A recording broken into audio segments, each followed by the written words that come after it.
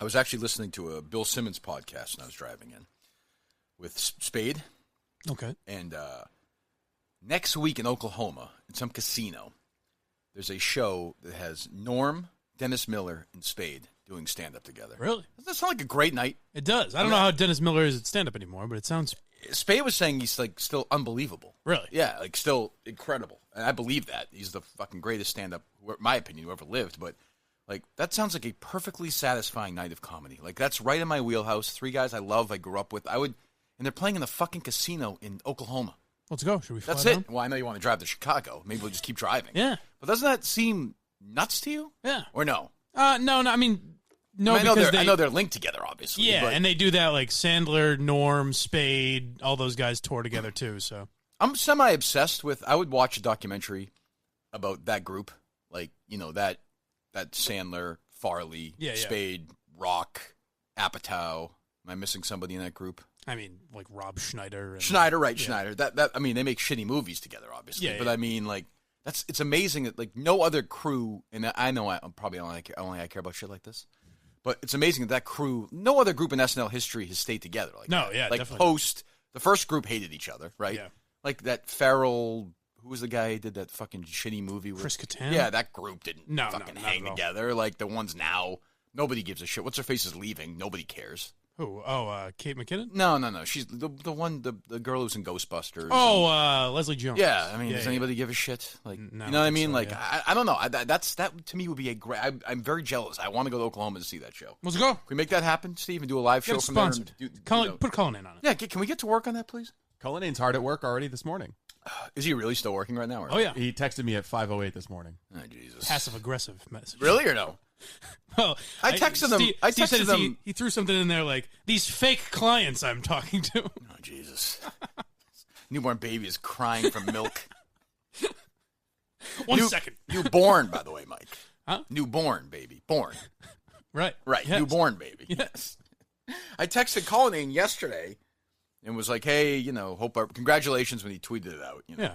Meanwhile, of course, like if he had no affiliation with me, he tweeted about how everyone was like saying, nice things to him. Who the fuck would care? Like, I hate to be a dick, but he's like, like, oh, what am I doing? Look what I'm doing for you guys. Like, let's just say it didn't work out and I didn't decide to be nice and bring him back into my world. Yeah. Who would the fucking care? Really? Like, honestly. By the way, who cares really anyway? But, it's like, so everyone has, right now, someone's having a kid. Right now, someone's having a kid. Yeah. Right now. It never ends ever. And, like, nobody really gives a shit that Colleen had a kid. Not really. What do you think his text to Brandy Love said? Oh, did he do that or no? I don't know. Oh. I'm imagining it. Hey, Brandy. Well, they're good friends. No big deal, but yeah. father of 2 now. Right. Jesus I can't help but read his, like, I texted him, congratulations, man, hope all is well. Did you feel like an asshole doing that? Yeah. Like, it feels so fake. Yes, but, I felt like you had to say it. Yeah. And but then, you don't do it to Bill. All right, but go ahead. I did. I texted Bill yesterday, too. First text. God, you took that seriously? First text from Blind Mike yesterday. Was to Bill? No. It was to me. Can you What's give me Bill's number? What did you text him? I said, hey, long overdue, but thanks for lunch and the clothes. I said, I threw some line in like, my girlfriend lets me leave the house now. Or Okay, whatever. forget it. It's embarrassing. So I was listening to the radio on the way in, and there was a job tip that after a job interview, you're supposed to write a handwritten note to the person. Did you ever write a note to Erica after the job interview? How about me? Yes, relentlessly. I write notes all day. Well, I think you should do that. Of course, or send an email or something. That's no brainer. To who? I'm not to Erica, but I'm saying if you like a real job. I mean, Yeah, you know right. what I mean? Yes. Right. What I'll actually get. I said to Colleen, congratulations, well done. That's what I was saying. Everyone healthy. Well done. And he wrote, everyone's good. And I text back, hey. See, you do it too. So that's what I was you saying. read all of his text messages with the same like punchy I got back like, thanks, appreciate it, which is fine. But I I know read it as busy. thanks, He's got, appreciate it. He's like got 3 million texts, I'm sure. I mean, not that anybody really cares, but I mean, So congratulations. No name, though. I asked about the name. Did you get the name or no? He probably just doesn't want to give it to you. I'm not going to give you the name. I'm going to sell the rights to that fucking name. This is a $5 million baby. Dave Cullinane Jr. Legacy lives kid's on. got no chance. Yeah. Absolutely no chance. His dad's a fucking moron. His mom's probably intelligent, though. Oh, yeah, I'm sure. Although, I she guess married Dave her Cullinane. decision-making is questionable. So let Dave Cullinane come inside her at least twice. You think she's a bright woman? That's fair. Really? Yeah, you make a good point. I assume we should assume it was Cullinane. We don't know that. That's true, too. Right. Yeah. Anything else you want to say about the kid? Huh? No. No, I'm fine. Say it for the Hope it's happy and healthy. for the bloopers episode. One comedian had a funny joke one time. I forget who it was. They're like, what's a funny bloopers episode? No one talks about it's the Schindler's List bloopers. It was funny. It was actually a funny joke. I don't know. Anyway, I'm in a comedy mood this morning. Ooh. It's because we're having one of the great comedic minds on later. Who's that? Jack Mack. Oh, God. Is this going to be... okay. Well, we should get to the Barstool people in a second. Yeah. I have one other thought, though. Fuck. Steve was saying something. I was going to ask him something. I don't remember what it was. Let's do Simply Safe first, shall we? Do you know on average it takes police 45 minutes? Did you know this, Mike? Have you ever heard this? I've takes heard it police somewhere. 45 minutes to respond to a home security alarm. Almost an hour. When the home security system is triggered, a lot of the time police assume it's a false alarm or call goes to the bottom of the list. I get that. But not with Simply Safe Home Security. Nope, you are at number one, primo posicionado, top of the list every single time. Top-notch video verification technology helps police get on the scene up to 3.5 times faster. They'll confirm the break-in is happening, let the police know. Jeez, my eyesight is getting worse and worse. I didn't think I need my glasses for that. Making their average police... What'd you say? He's a poor guy. Continue. We know you're blind, okay? Yeah. Nobody gives a shit. Likewise. What do you mean? Just keep reading. You want to do this? What? What are we doing? Nothing. I don't know. Whatever. Shut up. Simply Safe. Go defend somebody who did something awful. That's what you do. Freaking complain about your job and fucking whine and bitch and moan and pretend you're going to kill yourself. Simply Safe also protects every door, window, and room with 24/7. Why can't I just let things go? It's a perfectly fine joke by him. Say anything. Yeah, it wasn't even a big deal. They make it easy on you. There's no contract, hidden fees, or fine print. It's won a ton of awards from. You know why I'm doing? I'll tell you in a second. Okay. The New York Times Wirecutter, by the way, given the award. Prices are always the Wirecutter. New York Times is not what's his face, right? Stevens. Oh, Brett Stevens. No. No. Good. People liked that yesterday. Liked what? You going after Brett Stevens? Oh, wonderful. Thank you, Steve. I really need that affirmation from the listeners and you. Good job. Prices are always fair and honest. Around-the-clock monitoring starts at just $15 a month. Are you timing this, by the way? Yeah. How long are we in? Oh, it's got to be. You're over 1:30 now. Good. Excellent. And for my listeners, Simply Safe has a huge deal going on right now, presently. Go to simplysafe.com/Kirk. People listening to this, Mike, in the future right now. Ooh. It's not 7 o'clock. It's 11:15 maybe. My God. Maybe 2 o'clock, maybe tomorrow. Go to simplysafe.com/Kirk. That's KIRK, like the actor Kirk Douglas, who's still alive and 102 years old, by the way. And get free shipping and a money-back guarantee. That's simplysafe.com/Kirk. Today, simplysafe.com/Kirk, KIRK, like the actor and religious activist Kirk Cameron, formerly of Growing Pains, who has lost his mind, unfortunately, which is sad. I don't like that. Yeah. Well, maybe he's the only one right out of all correct. of us, Maybe he's right and we're all wrong. Right. In my left hand, I have a book. It's called Rockonomics, by the way. I'm reading it right now. It's a backstage tour of what the music industry can teach us about life and economics. I'm reading it for novel research, by the way, because I have a whole thing about songwriters. This is novel research. Okay. This is the kind of mind you have in here. In this book, I have 2 photographs of my dancing past Really? that I uncovered last night. Now that's exciting. Is it exciting? Yes. Okay. I don't know about the video stuff, but we have a YMCA photograph, and we have another photograph of me that appears to be like a Russian dancer wearing one of those like hats, and I'm dancing around. Ben Albright is not going to like this. That's true. That's true. There's makeup involved. It's very strange. I'm not sure I'm ready to release this to the public. What yet. letter are you forming in the photo? What letter? Yeah, YMCA. No, it's like this is like a backstage like shot of the group. It's weird. Oh, okay. And So we're all this kind is the gang. Yeah. It's very the fellas just hanging. It's very strange. How are we going to release these? Would you like these photographs released on the show account? Well, I have some other questions. When you say you had makeup on, are we talking just stage pancake, or are we talking lipstick and eyeliner? I don't think there's lipstick. I see a lot of rouge. Okay. I'm not gonna just say like your normal manly makeup. Yeah, I'm not gonna say there's not that, but I don't see it. I would, if there was, I would not be surprised. I'll tell you how it should be released and how Instagram. The boss will. Yeah, Right. We're not doing it that way. We're gonna deny Instagram exclusive. Yes, no, we're not doing that. All right. What are you gonna do on the show tour? You take. How's this gonna work? God, I don't want this out there. I think you place those pictures into my custody. That's fine. I will scan them. Okay. And then we'll put them out on Twitter. I think. Perfect. Actually, there's probably a blog post as well. I think people at Barstool might like this. I don't care about that. Let's do it on Twitter. Let's do it on the show Twitter account. Okay, would you like to see them right now, Steve? Yes. Which one would you like to see first? I want to see these pictures more than I've ever wanted to see. Why don't we go slowly here? This is incredible looking at this photograph. First of all, it's I can tell these are vintage early 80s because of the size of the photograph. One of them's pretty big. The other one's a good size. By the mid 90s, they kind of settled. Oh wow! Yeah, like Mom ordered a big one there. Yeah, remember the old wallet ones and these aren't Candids. These are pro shots. This is the biggest one you get. Like in this one, it's almost like I'm like sort of like being like a little sexy boy. It's very strange. The kid next to me is really into it. He's loaded with makeup. And I don't think I'm talking to ladies there. I'm like, these are like the Russian dads who are looking for, playthings. Yeah. So your mother, God bless her, was she like one of the beauty pageant moms who was grooming you? No, I think she knew I wasn't into it, but she wanted the girl. Kirky's time to shine. She wanted the girl so bad. Unfortunately, I had a sister who died when she was 2. Kidding, not true. Trying to get some sympathy. I didn't know how to play that. Trying to get some sympathy before these pictures come out. Trying to lighten the mood a little. Yes, little Sabrina. God, I still think of every day. I feel like that would have come up at some point. Well, it felt like today might have been the right time. Those are the kind of details that'll make for a good novel, though. The mother who always wanted a daughter and turns her son into a daughter. Leave it to me, Steve. Don't worry. I'm in business here. This novel is basically done and it's going to be sold. Movie rights are going to be done. Oh, excellent. So, all right, I'm going to hand to you right now, Steve, if you'd like. Do you want to let Blind Mike see it first? What's that? Maybe I'll do something I haven't done in a while. Should I live? What's that thing I used to do? Periscope? Yeah. Is that what it's called? Yes. Yeah. Periscope. All right. I'm periscoping right now. Okay. It's exciting. All right. Is it? Big exclusive. Yeah. Okay. I don't know. We haven't done this in a while. All right. Go live. So I hit it twice and it's me, right? Sure. Yes, you are. I okay. You are live. Can you hear me? Can you hear me? That's fun. We should get a guy that does an impression of that. Can you?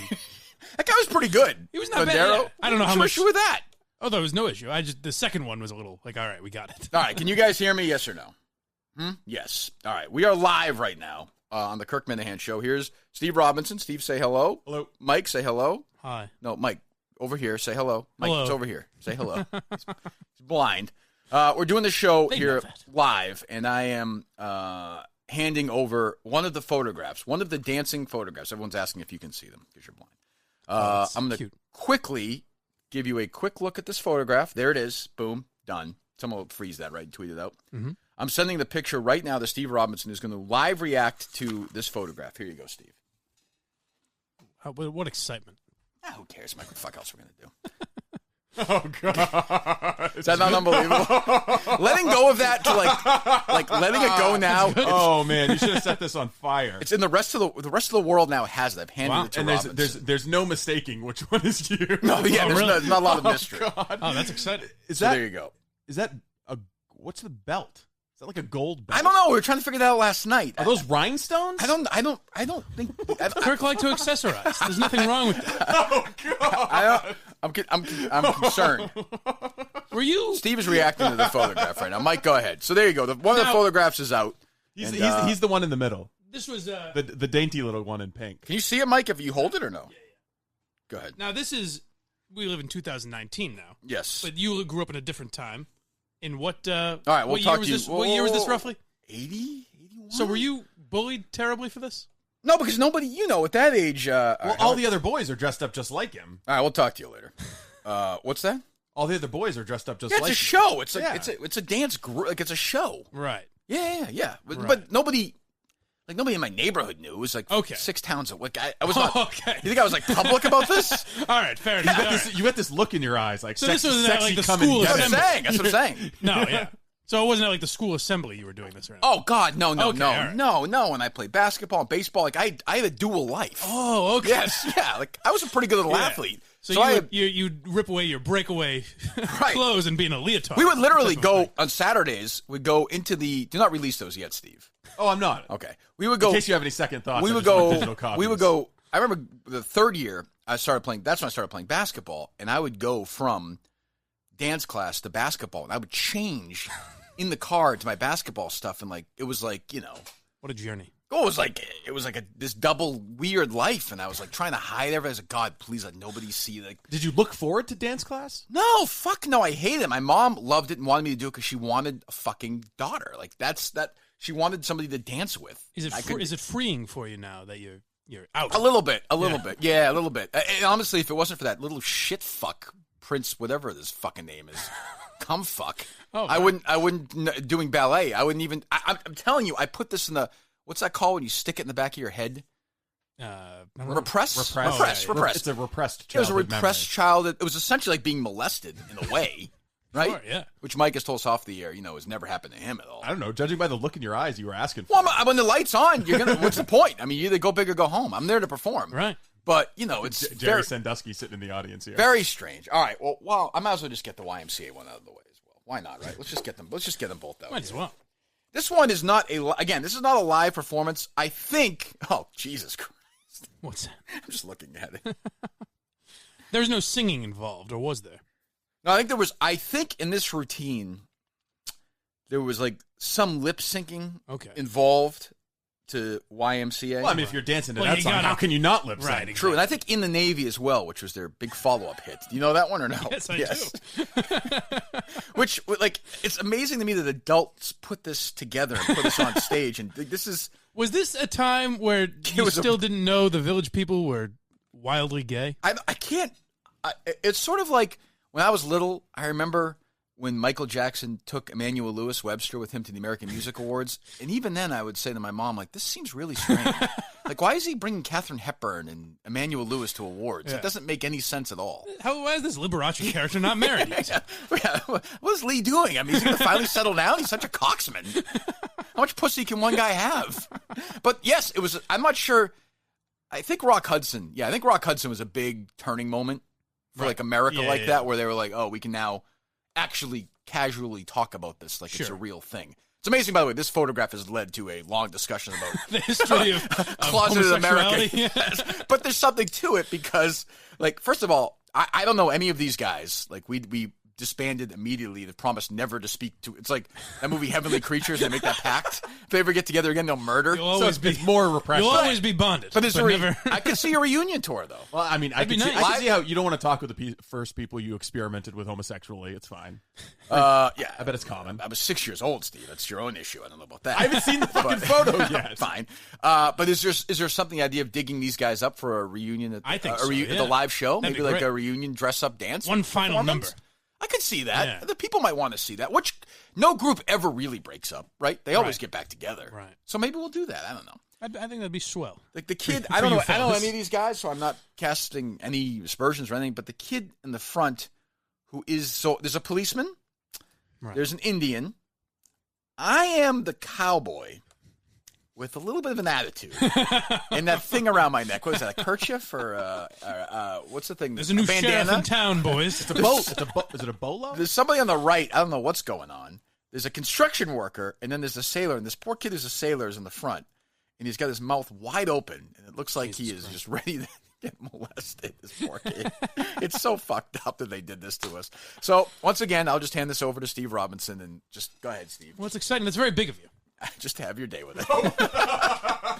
Steve's really into it. The sailor kid. I don't think Mike's that into it. Am I missing it or no? Oh, I'm very much into You don't have to be. It's okay. No, I am. We don't have to release him if you don't think that's good. I'm fine with it. I think you're misinterpreting. Can you applaud the courage of releasing these photographs Yes, for a moment, this please? is a very I mean, courageous Jesus move. Christ.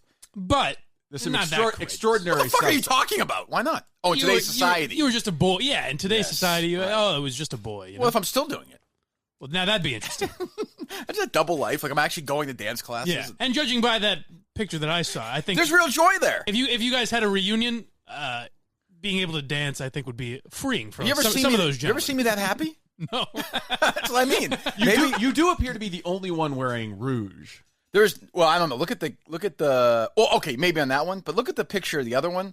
Look at the kid on my. You're right. That kid is rouged up. That kid's Yeah, a made little up. bit. Yeah, He also yeah, looks like he's looking up to the dance gods. He's definitely has. There's that moment in dancing where you cross that and you've gone into a different thing. I think the good thing about the YMCA one is that you're the least fucked up looking one in it. Like the ginger sailor at the front, it's like. Well, the kid next to me is like the tall kid is very. There's a lot going on there. There's a lot to unpack. An older boy, some very high waisted pants. I remember looking at him and thinking, like, boy, teach me. You lead. Bring me through these worlds. You lead, soldier. Yes. Now, You know what this reminds me of? It reminds me of the drag queen kids that the right is always complaining about. You know what I'm talking about? Or No. like drag queen story hour. Like I know when little kids like I don't know what drag queen is. 8 or 9. Transgender kids or? No, they're like actually they're not. Oh, the ones who transgender. come and teach them. They actually dress yes. in drag. Yeah, Right, yeah, yes. Yeah. God forbid. It's the worst. Put those kids in jail forever. But there's you got Mike. Go ahead. Have your moment. You can't see, Steve. You can't see and Just get it out of here. oh, you want to see the YMCA picture? I'll see it. No, you don't have to. It's okay. No, it's really. Oh, Jesus As an adult, have you danced at a lot of weddings? I'm not. I'm not a good dancer. Free form. I need to be structured. Okay. You Like need sort of a choreographed number. I mean, I took tap lessons. Like I can tap dance.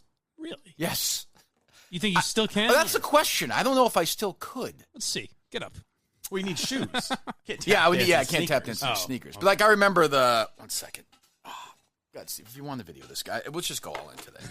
At this point, who cares? Dave will be very upset this is not on Instagram. I remember you would do this thing where it would be like, ready, okay, you go like this. Yep. Then you practice go. He's got the form down. I see, I don't have my... You can tell. But I don't know what that is. You can tell there's a dancer inside. Yeah, I don't know what that is, but I remember doing that. I remember the teacher would say, okay, now it's time to go, and my husband's going to come in and turn off the lights. What does that mean? Oh, okay. And things would get dark, and then it would hurt a little bit. I don't know. I don't remember. Like, I could do that. And then there was a thing called the coffee grinder where I would go down. Something tells me the coffee grinder has This is actually true. There's some demons there. You would go down there, and you'd, like, spin your leg around, and I could do it forever. Like, I was good at it. I don't know what. Sure you were. No shit. I don't know what the fuck was going on. Interesting. It's weird. It is so repressed in the back of my brain that I almost feel like I was molested at this thing. In many ways, you know. I mean, I don't know. Is it time for a comeback? I think so. Yeah. I don't know. Mike, go ahead, just give me a look at that. Can you see that YMCA picture, Mike, or no? Let me get your reaction to it. Are you videoing the picture, Steve? Jesus. These are some free and easy boys. But that is literally like the show's over. We're just relaxing. Like This is not you in front, is it? Let me see. Very flamboyant. No, you idiot. That's me. God, you are blind. All right. Well, I don't know who's who. Take it back. Kid's black, Mike. I mean, Jesus. Get this away from me. I don't know. Well, that's very exciting. I'm just imagining your mom going into the professional photographer and be like, "Yeah, we like the one with the kid in the front with his mouth wide open, and we want this one. And we want 46 that of one." these. I don't understand it. Guess what you're getting for Christmas? Very strange. So I think that was my second. I think I had one more year. I'd like to know what the rest of them are up to. Me too. You know? If you're listening somehow, it was in Melrose. They've always been listening, Kirk. They've always been here for you. It's true. They've never been far away.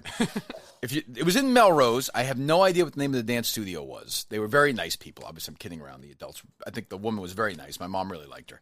But if you're still around, if the kids are still around, I think if you guys want to reunite at the live show and do one more dance, I'll always dance. You know that. It's I fun. think As we're long gonna as need the it's video though. As long as it's properly structured and choreographed, I'm on board. But I'm not going to just do some Well, you're not bullshit. gonna do it sloppy. I'm not going to embarrass myself. No, like that's no. silly. You know, you can't come back and then you got to put yourself in a position to look good. Yeah. And I'm willing to do that.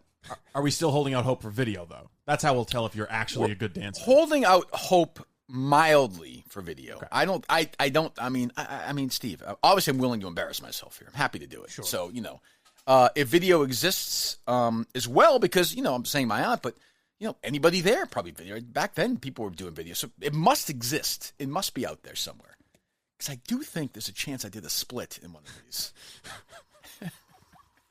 Now, that would be fun, huh? That I don't think I can do today.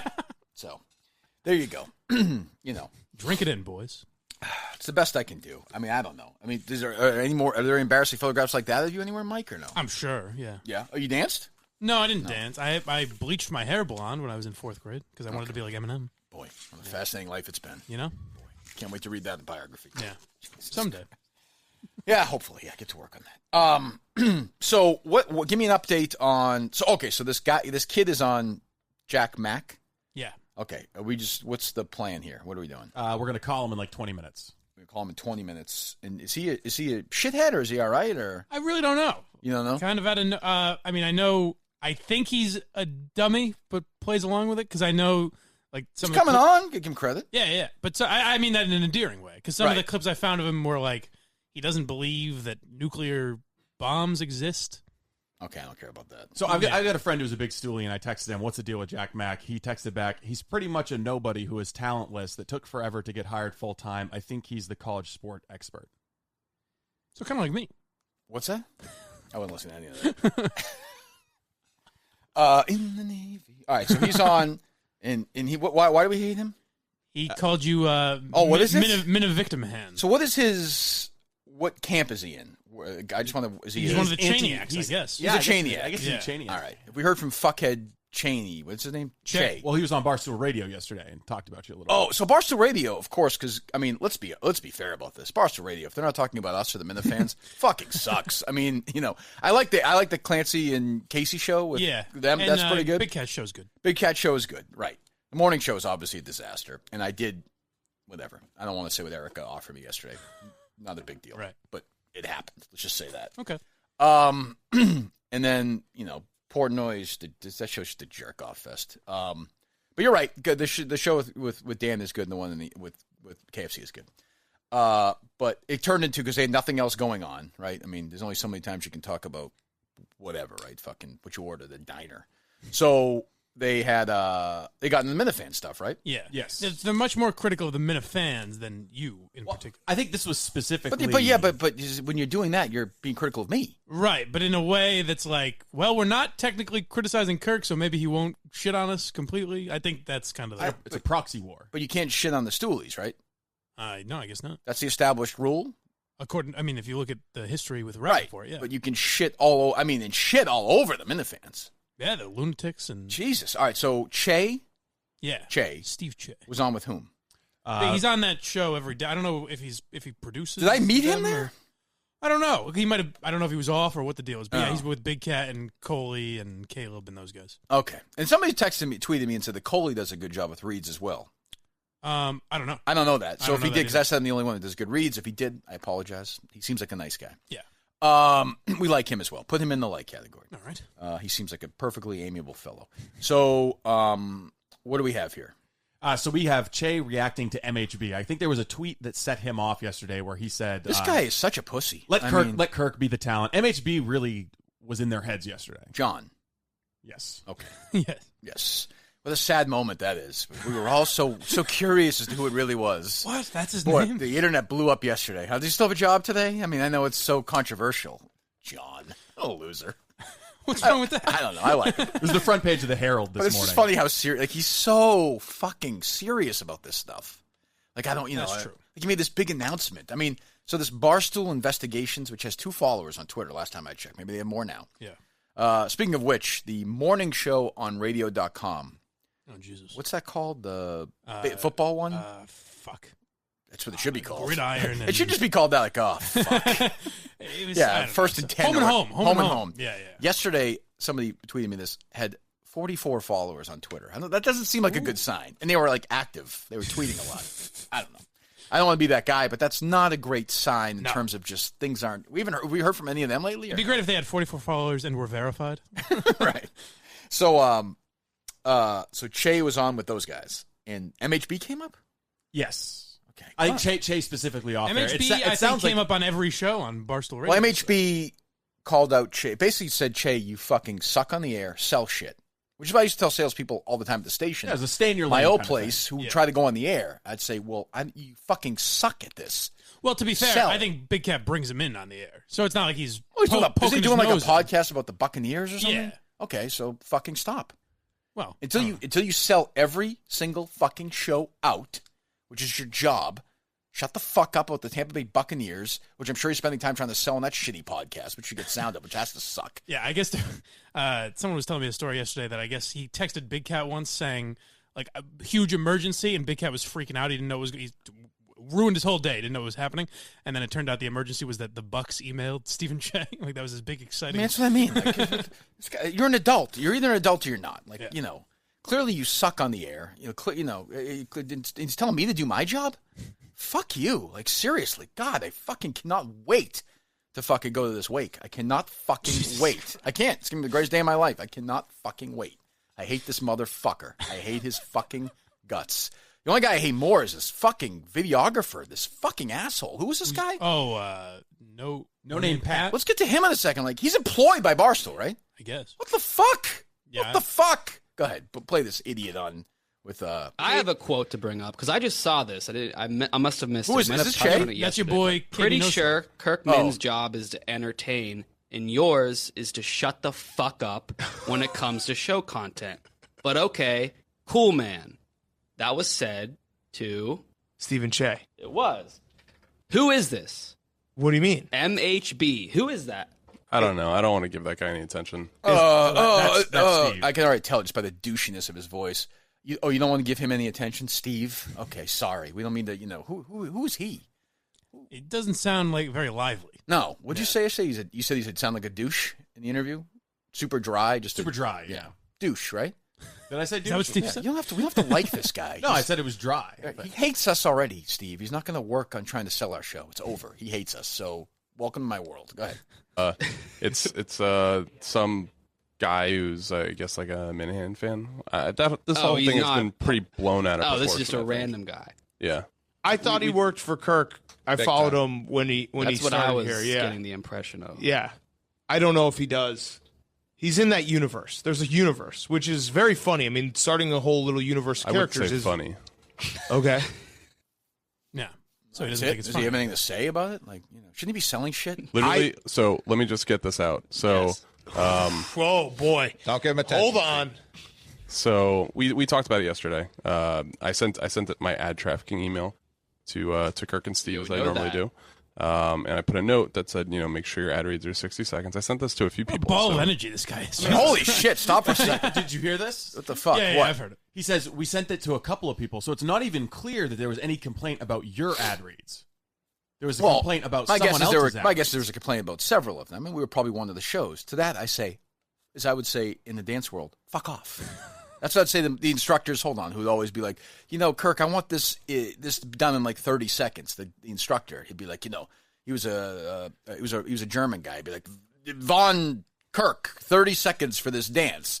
And I'd be like, fuck you, man. Now I'm like going off script. Like if I'm in my, don't time me when I'm dancing. You know what I'm saying? Yeah. Right? Of course. Yeah. So when I'm doing these reads, baby, I'm dancing. Right. Like this is a fucking You don't have dance. time to be looking at a And clock. by the way, it's a solo dance. Like once in a while I try and bring some other people in, but they suck at it. Right. So like I got to because I'll go to Mike. I'll be like, Mike, what do you think I've of got nothing, yeah. Simply Safe? And he'll be like, Chappelle. And I'm like, all right, great. That's a big help.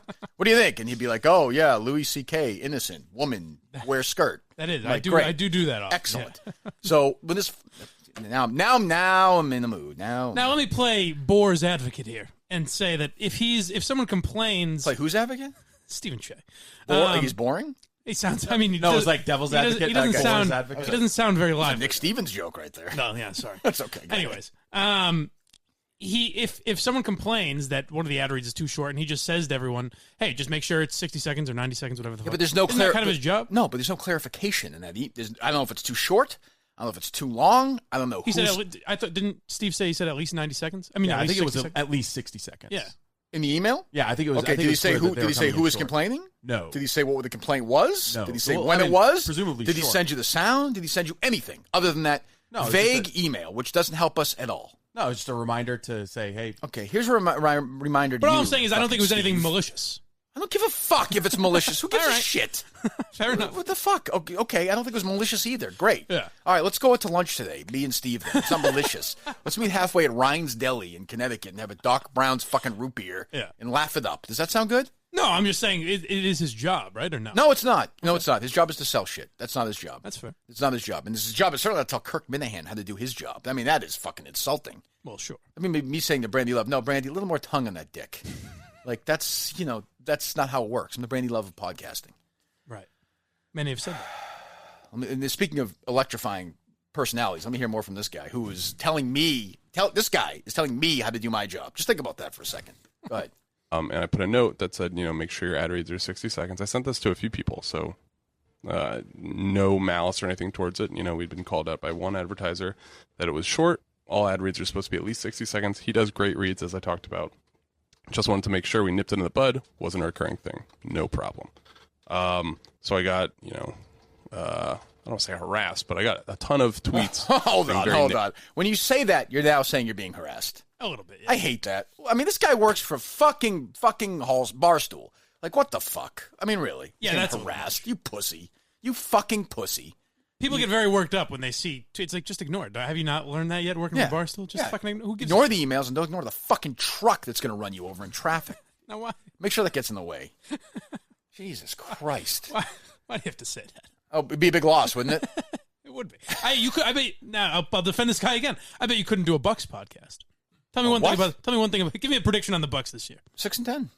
Well, I guess the guy's good. You know what? He's good. I don't know. Well, I think we're done here. Is Jameis Winston still there? No, he's not. Yes. See, there you go. We don't know. Yeah. Why don't we get an expert to talk about it? He is. I'm an idiot. Who's on your fantasy team this year, Kirk? What's that? Gotta play the sound, please. You annoy me. I don't want to say harassed, but I got a ton of tweets. Hold on, very real negative. quick. I know I don't want to piss off Kevin Clancy. Do the other guys weigh in on this at all? At any point or no? Does it just a little bit, yeah. okay? Anybody defend me at all? Big Cat does. Yeah. Oh, good. Then play the whole thing. Fine. Things. My one beef is I don't care if people tweet at me or whatever. 0 of them were funny. Ooh. Oh, here we go. 0. This guy, Okay, comedy Minifan expert. Cursing aren't fun. things. It's like, all right, can you I- don't like me. I saw him All right, doling so out I'll- credit yesterday too. Like I there was saw one that, where yeah. he's He's like, like, yeah, "Hey, good one." I'll give you credit. This one's funny." It wasn't even funny, by the way, but whatever. Go ahead. Yeah. More funny. I'll play the counterpoint here. Sure. I think and I don't really understand it fully because I'm seeing it from afar. Sure. I think the universe of like crazies, I find some humor in it because the internet is full of crazies and like having this little. It seems like essentially Kirk is a planet in the solar system of Barstool, and then he has a bunch of little moons that are just all fucking bonkers. Yeah. Like very tiny going moons. around. I didn't talk about the moon size. Circling All around under 100. him, and if you look up in the sky, you're like, "There's a crazy one." That's funny. Like the crazies, Barstool at its finest has always been about the crazies. And that I agree with that. It's not the best analogy. That's actually a pretty good analogy. I have no problem with that. That's but exactly it's right. right. And that should be kind of the end of it. Is Stephen Like, Che taking shots at like my fans? they're not funny. Like they're small. Like they don't have a lot of Twitter follow. Like what a fucking asshole. Like The idea of the moons is funny.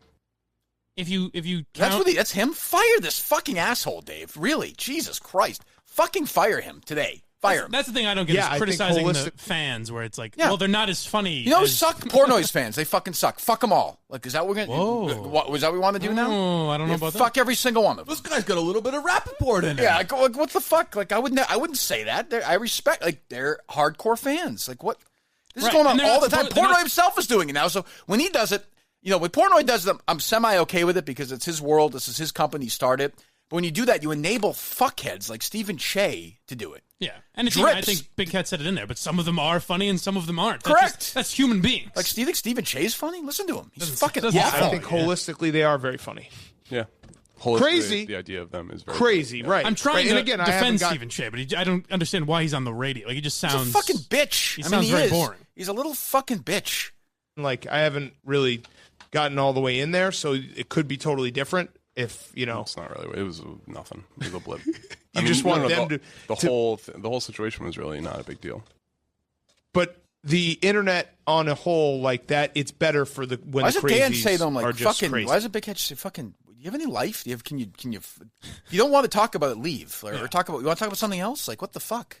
Yeah, it seemed like it's one of those things where he wants Clearly, to he's talk. triggered by it. He wants basically. I think he wanted to go in there and have Big Cat shit on them Right, because and he's that not wasn't going to capable happen. of doing it necessarily. And Big Right. Cat was like, "No, I get it. What's the big deal?" And Big Cat could shit on. I mean, listen, everyone else is doing it. That's Right. That's fine. Like, but you can't.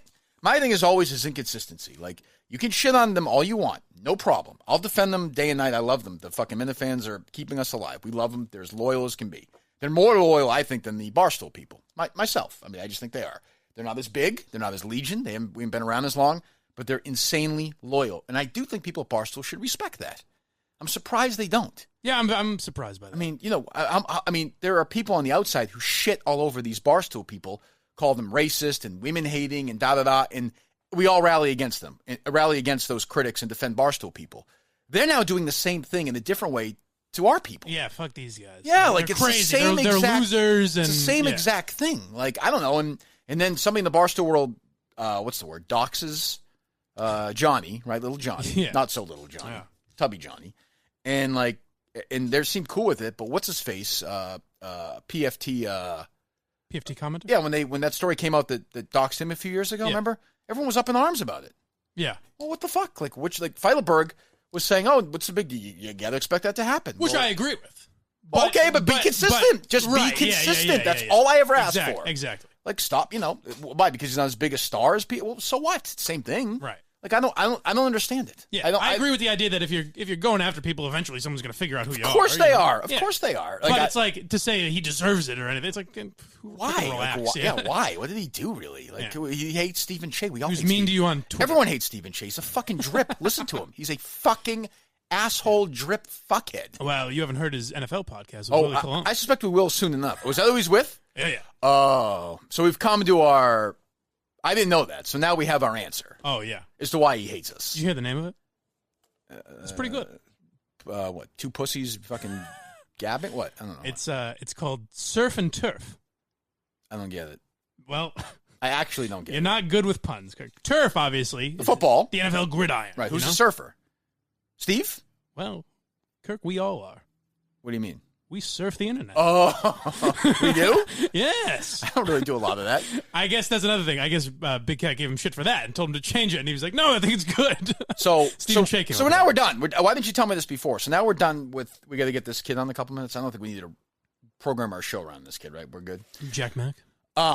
So he does a podcast with Willie. Yes. So we're done. Like, there's no other reason why he hates us. Like, that's it. Yeah. Well, and I've said I want him to die, but other than that, like, there's no other reason. That might have. But do you think there's been some complaining from Pussy Cologne?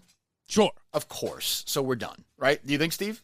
I think there's been some conversations, right? And I'll tell Willie to like shut his fucking mouth, or I'll do it fucking to him the next time I see him. Barstool seems very cliquey, right? Yes. They're like mean girling the Minifans. Correct. Who, by the way, started like optimistically, like, great, here we go. And they can't handle it. All they do, you hear Portnoy yesterday? Calling the Minifans liars? Calling it worse than that. What did he say they were? Lying scumbags. But going on, Press, I don't know if you saw this, but the Kirk Minifan podcast does 300,000 downloads a year. You got to think a Dave Portnoy fan podcast does at least 800,000 downloads a year. First of all, I'll stop that. Like, maybe it would, but how boring would it be? Like, oh, Dave did this pizza review, and he fucking sucked off this celebrity. Like, great. He fucking pussied out of this situation. Like, Well, I think it would be more about the employees he berates. Well, also, Yes. this hardcore fan of Portnoy is saying you could do like 3 times what Kirk Minihane does, and he's got 1 million Twitter followers. Of course he would do more. I mean, but don't you think he would be able to do?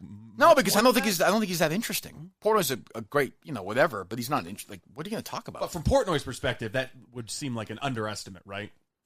I guess it would have to be more about the Barstool controversies than just. Well, there should be Portnoy. but they do the week in review thing, right? Yeah. That's on YouTube. I watch Stool that. scenes. Yeah, that's fine. That's Yeah. good. That's good content. I have no problem with that. But Well, Portnoy- I don't know if you're like one of the people involved with it. who's that? No name Pat. Oh, I've never watched it. So I don't know. Okay. Who cares? We'll get whatever. And I'm not one of these people like I'm not going to give this guy attention. Fuck him. He wants it. We'll give it to him. So Portnoy then legitimately shits all over a bunch of Barstool people who are buying the merchandise and supporting a Barstool podcast that's downloads for them, which helps them with ads and makes this is fucking I'm fine with it. Again, I'll go back to the word consistency. I'm fine with it, but you can't have it both ways. We're gonna start shitting on these fucking Barstool shows that I've been quiet about because plenty of them fucking suck, and we'll start doing that Like what, immediately. for example? Immediately, huh? I said, like what, for example? Oh, I can't think of one offhand at all. I can't think of a single show off. They're all awesome. They're wonderful. What a world. Fantastic. Great. What's your fantasy team? And how was your Bachelor episode with the fucking Texas A&M linebacker? Awesome. Play the fucking sound. So I'm going to have to put that in my tickler file by the Team Portnoy member for Team Portnoy member. I appreciate that. I don't believe those stats from the Minifan fan podcast at all. I think they are lying scumbags. Hold on. What the fuck? I appreciate that. I don't believe those stats from the Minifan fan podcast at all. I think they are lying scumbags. Now, that is just how he talks. He's never going to say, I think they're slightly exaggerating. I think those gentlemen are boosting the numbers a little bit. He's just going to say they're lying scumbags. Oh, why are they lying? Why are they scumbags? That is, if you know nothing about it, that's an impressive number. So I guess the assumption would be, oh, they're lying if you've never seen proof of it. Right, but it's true. Yeah. I mean, it's amazing to me. That's what I'm saying. It is true. Yeah, they don't want to believe it because they don't want the Minifans are in their I hate heads. to be a dick. I like the guy, but like, what do you think a Riggs fan podcast would do, or a Tommy podcast, or a fucking Chaniacs podcast? You get 4 listens. Chaniacs could be good. Right. I mean, it's like, again, like they should probably say, oh, wait a minute. 300,000 people have listened to a podcast from people about this guy. Yeah. Like that might tell you something about this guy. Right. No? I mean, I don't know. I would think so, but it's also, I mean, The Carabas fans, I mean, not that there is one, but who would fucking listen to it? Right. Like what? Oh, Jared went to fucking the Spinners game this week. But yeah, I don't know why the anger towards the Minifans. Because they're used to getting their asses kissed. That's why. I guess. Except unless it's the enemy. Now it's somebody within their world, and some people are pointing out things. And I do think the Davy Mouse thing sort of flipped the whole conversation around. So did the Willie thing, where people are like, oh, wait a minute, these guys have some enemies now in this building. And let's be honest, Kirk Minihane and his people like that as well. I mean, we like having enemies. That's fun. Yeah. Other people, it's not that much fun for them. The Stephen Shea guy's not having a lot of fun with this. No, which is odd because it's like, I don't know. Well, the first time you said it, like playing traffic, it was obviously a joke. Like, No, it wasn't. Well, okay. But it listened as a joke. Oh, I'm sorry if I misinterpreted it. I want him to play in traffic. Oh, I misunderstood. Yes. I didn't think you actually wanted him to die. Yes, in the middle of the night. Okay, yes. Dressed entirely in black. Oh, then Steven, you were right. Or maybe with a fucking whatever fucking shirt on, a fucking neon green. Yeah, give me one of the fucking Buccaneers legend. Warren Sapp. Sure, Warren. That sounds about right. He probably has had him on and kissed his ass before. He's a wonderful guy. There you go. Perfect. Anyway, fuck him. So and fuck Portnoy too. Like Jesus, what the hell? What do you mean? Well, but lying scumbag. Like again, these Nobody says that about everybody. About his customers. I thought they treat stoolies. I think you got to treat them with respect. That's true. Like, which is it? Yeah. Fine. Let us know. We're here to help. Yeah. Like I don't get it. Yeah, I don't get it. You would think that, they would be embraced more, and then it's kind of annoying that the show stuff is never tweeted from the Barstool account. I think there's something there. But of course there is. You're crazy, but I like that. To me, that's I know it hurts us, but in a way, it's a win. Yeah. All right, Simply Safe. Go ahead, Steve. No, go ahead. How many official Barstool podcasts do you think are getting those kind of numbers? Do you think I have no idea. Do you think Chase Buck's podcast? Hopefully. I mean, because honestly, I work for the company. I hope so. Lights, cameras, what did Porter say? It's costing him hundreds of thousands of dollars. Yeah.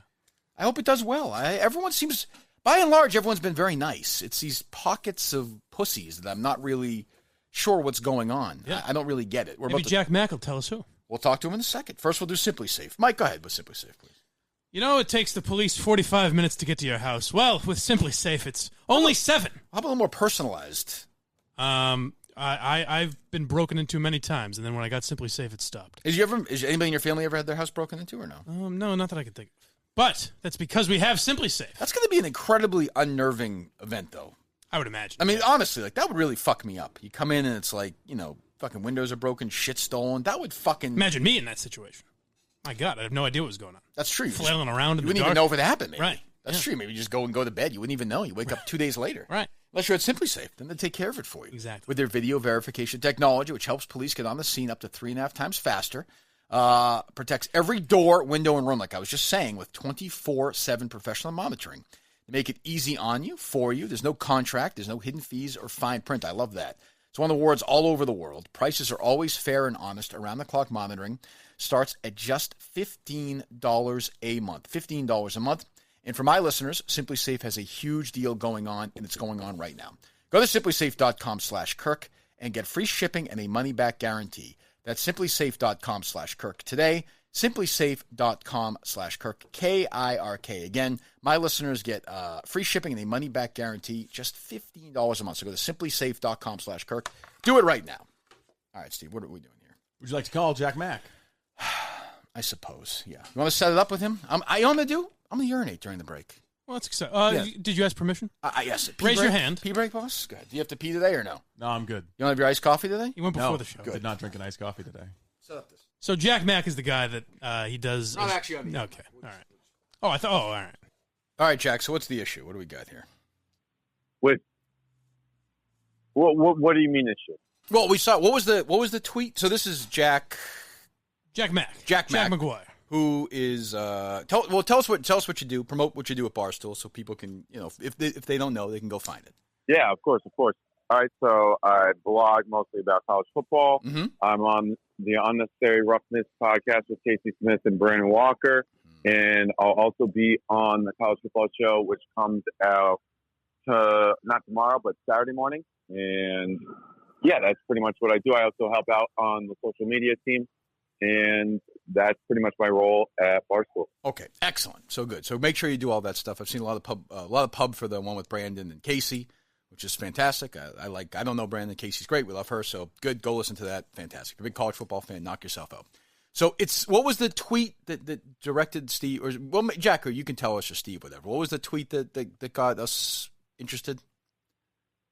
Jack, go ahead. So, the tweet was, I saw the quote from the KMS quotes account that was about when you said the Stephen Shea, the sales guy. Yes. Is he satisfied? And then hold on. Are you friends with Stephen? Yeah. Okay. All right. We've now arrived at where we need to arrive at. But go ahead, continue. Like, we already have everything we need to know, but please continue. And then I said, Kirk Minihane. That's not one of the great. Really not one of the great nicknames. No, I think that's a great nickname. I think you got to. I think it rolls off the tongue. I got no problem with it, but you got to we got to find a syllable to knock off of it. Like, say it again. Minihane. It's just too much. Yeah. Like, if you could find something that rhymes with Minihane. Yeah, I appreciate the attempt, but I'm not sure. So go ahead, but continue. I appreciate the attempt, but go ahead. And that was I said that along with your quote. You quote tweeted it. Yeah. I quote tweeted it, and that was along with the quote from I think it was maybe a week ago, where you said the tweet that caught your attention probably was just that quote from the. I'm losing my attention here quickly. The Viva Stool. Jack, you don't actually talk on these podcasts, do you? No. So what do you want me to explain? Well, just can you speak in a fucking sentence? Like, let's go. Come on, let's go. I know this works in New York, but what do you got? So you think I can constantly make myself a victim? Yeah, because thank you. Saying, that's it. Now here we go. Good. Start shitting on me. Yeah, you're saying yeah. And the quote that came from August 16th, you said, I'm surprised a couple of months into Barstool. Right. I keep walking into these minefields. I'm literally trying just to do a fucking show, keep my head down, go home, and come back the next day. Correct. And then on August 26th, you call out a sales guy. Oh, hold on. Well, okay, there you go. So there you go. You got it. So I called out. So my point was, and I'll be curious to hear your take on it. So you're friends with Stephen Shea. Hopefully, next time we can talk, I can say the late Stephen Shea. And so... What? I mean, I wanted to die. So does that make me an asshole? Well, I don't want you to die. I don't want that's a little bit extreme in my book. Right. Okay. Well, fine. Okay. We agree to disagree. No big deal. No problem. So my thing is, I want to be left alone completely. So Steve Che emails Steve Robinson, my producer, and is like, hey, do a better job on your fucking reads. To me, that is getting in the way of what I want to do. I literally want to be left alone. So quite the opposite. Like, if he didn't bother us at all, I would have never brought him up. So how do you expect the company to make money? Well, we do reads, and they do well. I mean, Roman people, the read he's talking about, fucking Roman, just tweeted out the other day how much they like us. Like, that's how it works. Okay. I mean, if Roman is... And then Stephen Shea is saying, he literally said in the tweet, I mean, you've heard the guy talk, like, all due respect, like, you sound like fucking Howard Stern compared to Stephen Shea. And Stephen Shea is saying, do a better job. Fuck him. Like, I know you're friends with him. I understand there are cliques at every company. You guys are probably friends. I'm sure Steve is a very nice guy. No problem. When he dies, I will send you flowers. I'll feel bad for you. You seem like a nice enough guy, too. So my thing is, leave me the fuck alone. I'm not playing any victim at all. So when I say I'm trying to just do my shit, then stuff like this happens, which is minor. I absolutely agree with you. It's minor, but it's something that happens to trigger me and annoy me. I'm not playing any victim at all. If Stephen Che had never sent that email to Steve Robinson, now the issue maybe was Steve Robinson for telling me, but if he had never sent that email to Steve Robinson, I wouldn't be fucking complaining at all. I wouldn't give a shit about Stephen Che. I wouldn't care at all.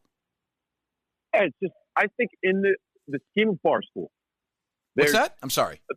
In the scheme of Barstool. Yep. There's a lot of different people that have different jobs. Correct. And I believe every single one of those jobs is important. And Agreed. Stephen Che plays a very important role within Barstool. No question. And if he believes that you're not doing an ad read to the best of ability, or he's hearing something, I don't think you should call him out and say, "Oh, is that good enough for fucking you?" What's his name, Jack? Jack. I'm sorry, Jack. Sorry, I was about to call you. I appreciate you remember my name. I was actually going to call you Joe by mistake. No big deal, Jack. My thing is, this is Barstool. Like, we can't call each other out publicly. Like, now we're doing this where it has to be behind the scenes. Isn't the whole point of Barstool that everything's out in the open and we talk about everything, stuff that people won't talk about? I mean, it's not like Steve isn't a public figure. He does fucking podcasts. He goes on Sirius. That is true. Then what's your issue then? It seems like you agree. We both hate him. No, I do not hate Steven at all. You told me off the air differently, but that's fine. Go ahead. No. I do not hate Stephen Che at all. But do you see what I'm saying though, Jack? Honestly, no, I completely agree with you. Okay, so I see what you're saying. Fine, so apologize. We'll move on. No, I'm not going to say that word. Just say you're sorry. Just say it. I like this guy. I can't help it. I like him. He came on. I like this guy. Let's shit on some people at Barstool. Who do you hate at Barstool? Come on. Who give me some people.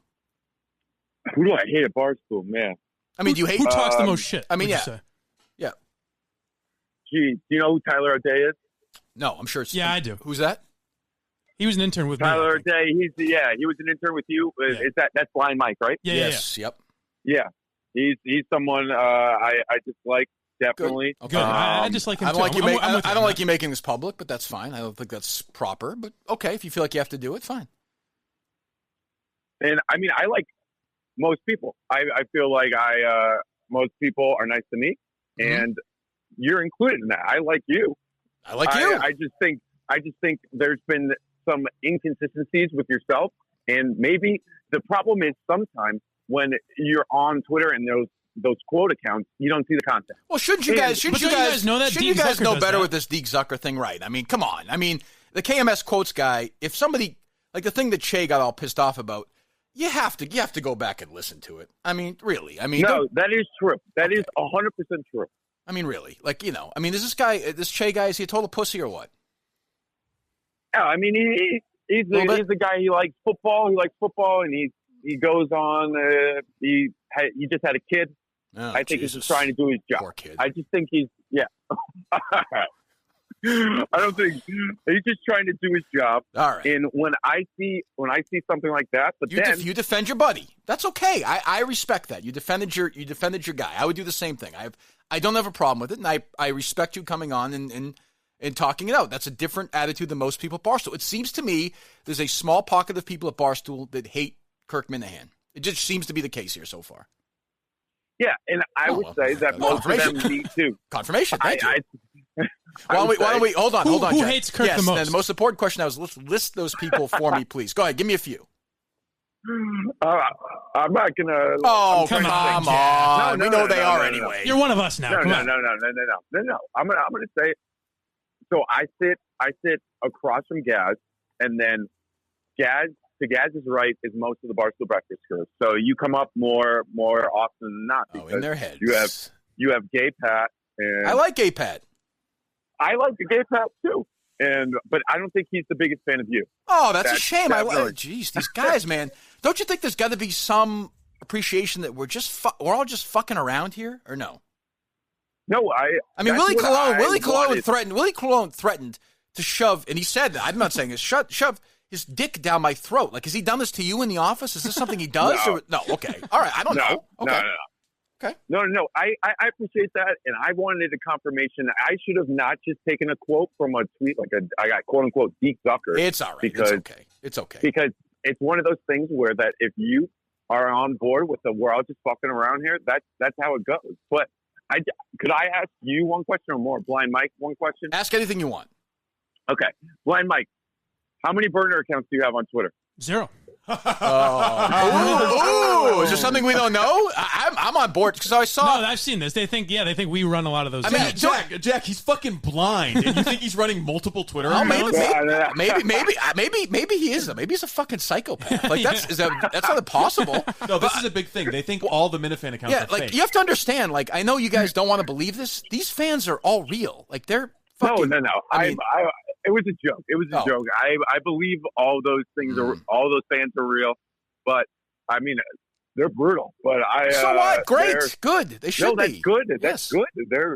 I 100% I'm on board with that, and that's good for Barstool. That's good for you. And when you have a good fan base, you got to respect it.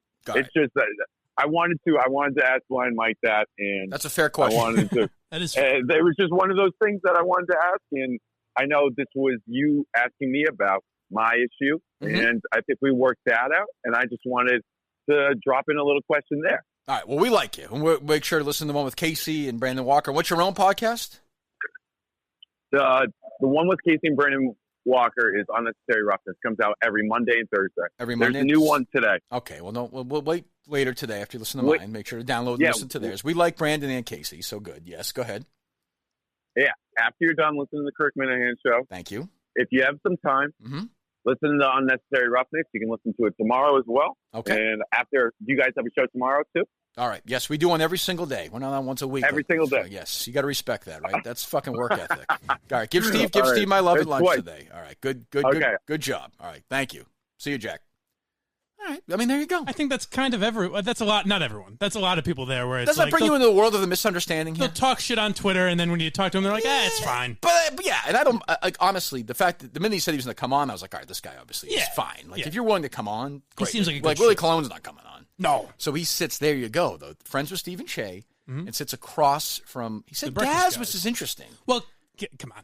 What? Gaz is a shitster. No. Does he hate us? I'm wondering. I don't think so. I don't think so. No, I think it's every time Gaz hears something, it's like, did you hear Kirk Minihane? And then I think Gaz likes the fact that I think us being in the world is giving Gaz. He loves it. I think he loves it. He can see the buzz that happens around the entire social media, Barstool Radio. Sits back with his popcorn and just watches everyone. Watch the world. I thought Pat liked us. You are a gay. Well, he runs that Barstool Breakfast Twitter account, so it's you, which is fine. But there's shit. I like that. But that Barstool Breakfast Twitter account has more attitude than the show does. That's what I say. I respect that. Which is Pat's. Don't these photographs you're looking at right now only further my status as a gay icon? I would think so. I think that they do. I mean, really? Yeah. So what did we learn there? We learned that Willie Cologne has never tried to shove his dick down Jack Mack's what's he throat. going to say, right, while he's working there? Yeah. The exit interview might be different. Yeah, the people with actual malice towards you is the breakfast. Yeah, so that is where it started. So now we need to, now the listeners, the Minifans know who to drive your animus toward that show. Because it affects them the most. Oh, and we learned that the people at HQ think we run all the Minifan accounts. Yeah, well, you see those tweets all the time, right? Yeah. Where people like Burner. Which is nuts, though. Like, if you watch Mike tweeting, do you think that he could switch then I'd have multiple, accounts? it'd be miserable. The way you get exposed is you think you're on your own account, but you're actually on the troll account, the second account. Yeah, right. That always happens. That would happen to me every time. Yeah. This is like a third or fourth layer figure, but who does he hate? I got confused. Oh, Tyler O'Day. He was a kid that was an intern when I was an intern. I don't know what his job was. He shit on me and Dana, and so I don't even remember why I don't like him. I'm sure he's fine. I'm sure he's fine. Who are these people? The intern class when I was there. Yeah. Oh, great. That's just Dana was a big star. Dana who? Dana Olick. Oh, I know. Okay, that is. Oh, you were interns. You were an intern with Dana at the same time. Yes, I got you. Okay, this guy is still at the company. I guess I didn't know that, but yeah. I also get the feeling that Jack hates a lot more people at Barstool than he was willing to admit. I think so. I think the second time if he comes on again, he'll be willing to shit on I think he's part of the you made your choice now. You're part of the family. They're going to hate you now, but you're now part of the Minifan world. We accept him. He's one of ours. We welcome him in. He's a friend of ours. Yes, that's right. Which I appreciate. He's a friend of Kirk. Anyway. Yes, Steve. Kirk. Jesus. Why don't you go fucking take a piss or something? You and Stephen Shea should get together. I listen to the Steve and Steve show. Well, surf and turf sound is a must now, by the way. Yes. Obviously. Yeah. Well. What was the one that you tweeted out yesterday? Was that surf and turf? That's what I tweeted. Yeah, you did? From the account, yeah. How bad is it? I don't know that there's an episode yet. Oh, there's not yet. Yeah. Okay.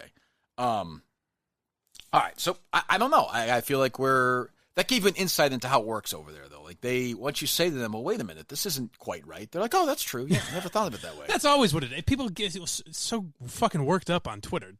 Minivictim hand?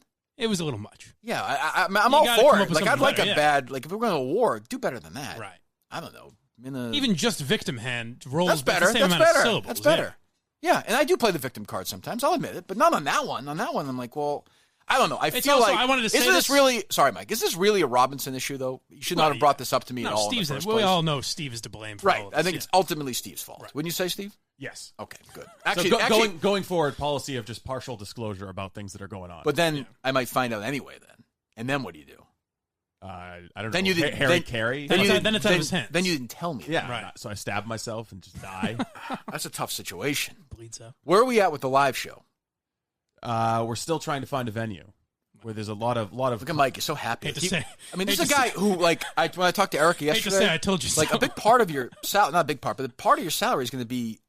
I'm going to give you a big. What's that now? I'm going to give you a part of my what? Salary, which was discussed yesterday with Erica. Yes. And Steve and I talked about. I'm happy to give you a big cut of these live shows. Okay. So you should not be like anti these things. Just you saying. idiot. No, he's been very helpful so far with the live shows. In what way? Well, there was. Oh wait, no, you haven't done anything. Anything. I mean, I've never not seen a fucking thing. There's not a place to do it yet. Maybe you could help find some fucking venues. You have any ideas for you it? go to comedy shows all the Steve, time, right? How many ideas have I given you? How many ideas have I given you for the live show? 20? 25? On the content side? Yeah. Yes. Yeah. House of Blues, Laugh Boston. Those would be the obvious. That's choices. the first thing you've done to help with the live show. How about I've said that how about already. Gillette? Was Gillette open that night? They were, the garden. Yeah. Jesus. Right, those aren't huge venues. That's about the size you were talking about. Yes. Yeah. Although I'm convinced now we could sell 1,000 seats easy. All right. Let's Easy. do the Wilbur. No, that'll be the second or third show down the line. But I'm absolutely convinced of that now. Like, All right. all these burner accounts, they're all Mike. You have to buy them all because it's all his true. accounts. But still, when that Minifan Reddit world and that thread world, is that all you jumping into different accounts and talking to yourself? Yeah. That's crazy. Did you see that Joker trailer? No. With Is it out? Yeah, With, came out what's his yesterday, name? Joaquin Phoenix. It's a good trailer, but I feel like now they've mastered how to do trailers. Yeah. Every trailer is good now. Yeah. Every trailer is That's good. going to be the new thing now, where it's like maybe the superheroes have run their course, so we're going to see all the villains now. We're Right, going to get the origin stories, their backstory, and Do I need to see this movie? Like, do I need to? Heath Ledger was tremendous, right? Yes. Right. He deserved to win the Oscar. Honestly, he was great. Do I need to see how the Joker became the Joker? No, and I mean honestly, if it was Todd Heath Ledger, Phillips I'd be more interested. Todd Phillips is directing it, and, so maybe it'll be funny. I guess De Niro's in it. I'm like, De Niro, by the way, plays a talk show host in this. Who kind of looks like Pupkin. Like, really? He has the same mannerisms. Yeah, that'd be fun if they kept the character. It's an alternate universe. They should have made him Rupert Pupkin. My Yeah, friend why was not? saying it to me the other day. They should have. Why not? I don't really understand that. It's my pride and joy. I don't really understand why they wouldn't do that. No, I don't either. I don't know. Might distract a little from the. But Heath Ledger was honestly going to have one of the great careers ever. Yeah. The guy was a fucking unbelievable actor. And it kind of bums me out to see the trailer for that because I'm like, that sucks. He's dead. Yeah. You know? And he would have been so much better. So much better. Joaquin Phoenix is a good I'd be actor. oh, yeah, but I would have been excited to see Heath Ledger as the Joker in a movie about the Joker. What, the origin story? Yeah. Yes. I don't know. It was just such a good. It's one of my favorite movie characters ever. In that movie? Heath Oh, Ledger. he's unbelievable in it. But these movies now, like, it's just, I don't know. Like, I know, again, this may be my old man part of the show every day. How about just like a movie about like fucking people? A couple of guys having a beer. You know? I don't know. Like, what does that even mean? I'll give you a movie. I'll give you an action movie. Okay. In the Line of Fire. Okay. You ever seen that movie? No. Oh my God. You know what it is? No. Where Eastwood's a Secret Service Oh, agent. yeah. Malkovich is the bad guy. Yeah. Why can't they get a movie like that in like 2019 with Mel Gibson or whatever? Like, Because it wouldn't sell. There's no point of making it. Oh, too many white men as well. Well, fine, that but too, yeah. I'd have Denzel do it. Denzel's my fucking greatest actor there is. I'd watch that in 2 seconds. Great. I don't care. Jamie Foxx, whatever. What the fuck? Yeah. Why is it so hard? You fucking unnecessary sequels, fucking Marvel movies. Like, I just want to go to the theater and just hang out with some adults and have a nice hour and a half and go home. Is that so much to ask? You excited about the Breaking Bad movie? I'm not. No. I am. I think it'll be good. Why? Because Vince Gilligan hasn't missed in the last 10 years. I guess. That I can think of. Honestly, Aaron Paul's not my favorite character on that show. Oh, he was mine. You're a little over twitchy and a little, I don't know. My favorite. Cried too much for you? My favorite was, Jesus, I'm blanking on it. Holy shit. My favorite character is what's his face? Hank? Hank. Yeah. Hank, my cancer is back. I love that scene where he confronts him in the garage. Hope you rot in hell, you son of a bitch. It's like, Hank, that was my favorite line is when Hank says, I hope you rot in hell, and Walt just goes, I'm sorry you feel that way. I'm sorry you feel that way. Hank, my cancer's returned. He gets so Shakespearean as the show goes on, Cranston. Like he gets. I am just a man who's dying of cancer, who owns a car wash, and that is all that I am. Heck, how can you believe that? From a poet? From a poem? WW. Yes. Yeah, that's true. That's true. Yeah. I mean, the trailer didn't tell you much, but but I think it'll be good. That's huge for that actor, too. That's kind oh, my God. He just no plays shit. Skinny Pete, and 10 million people have seen that trailer shit. now. Yeah. Well, that comes out in November? October 11th? A couple days after the launch. Sure. We got a lot to, I got a new Rambo movie in September, which I can't fucking wait for. That's going to be tremendous. It's going to be an incredible film. Like, probably the best movie of the year. And then you get the Breaking Bad thing, which I'll watch. There's something else I'm forgetting. I don't know what it is. I mean, I know you're down on it, but The Irishman. Man, it's going to suck. You think? Yes. Old man directing, weird aging. It's going to suck. It'll disappoint me if it's bad. You think it's going to be good? You're going with high expectations? Are you going to see the theater, or are you going to watch it on Netflix? No, I'll watch it on Netflix. It's because I'm an old guy. I want to go to the theater. I want to get my popcorn. I want to sit there. I want to complain about how long it takes for the movies to start. Yeah. It's like a Hillman move, Why was one? Just an old school kind of guy. Hey, what do I know about this, Netflix or whatever it's called? What do you got there, Steve? Just a regular Joe. Okay. What have we learned today? We learned that Jack Mack is all right, good guy. Yeah, I think we made some progress. Maybe we should just do this every day now until there's peacetime. But then we're just going to battle with them anyway. Yeah. But Jack Mack is defending his guy. Now, the fact that he's friends with this drip is worrisome, but that's okay. Yeah. I mean, and I bet Shay would be an all right guy too. I don't think he's worth having. He might be a little boring on the podcast. I don't. I think he's in that Barstool Breakfast puss. Okay. We hate well, he them. is buddies with Willie. The enemies now are the Barstool Breakfast world, and Che. Che? Those are the enemies. Okay. Yeah, I'm just letting the Minifans know. Those are. And everyone else is fine for now? Well, I mean, they're either sort of like in that world where we don't really care, or they're okay. Yeah. Yeah. Am I forgetting anybody? I don't think so. Not that I can think of. What exactly about your interaction with Willie Colon set him off? Was it just the 2 phone calls, Joe? Yes. Is that it? That's from there on out. Let me ask you this, and that's Steve, crazy. Why do you think that triggered him so much?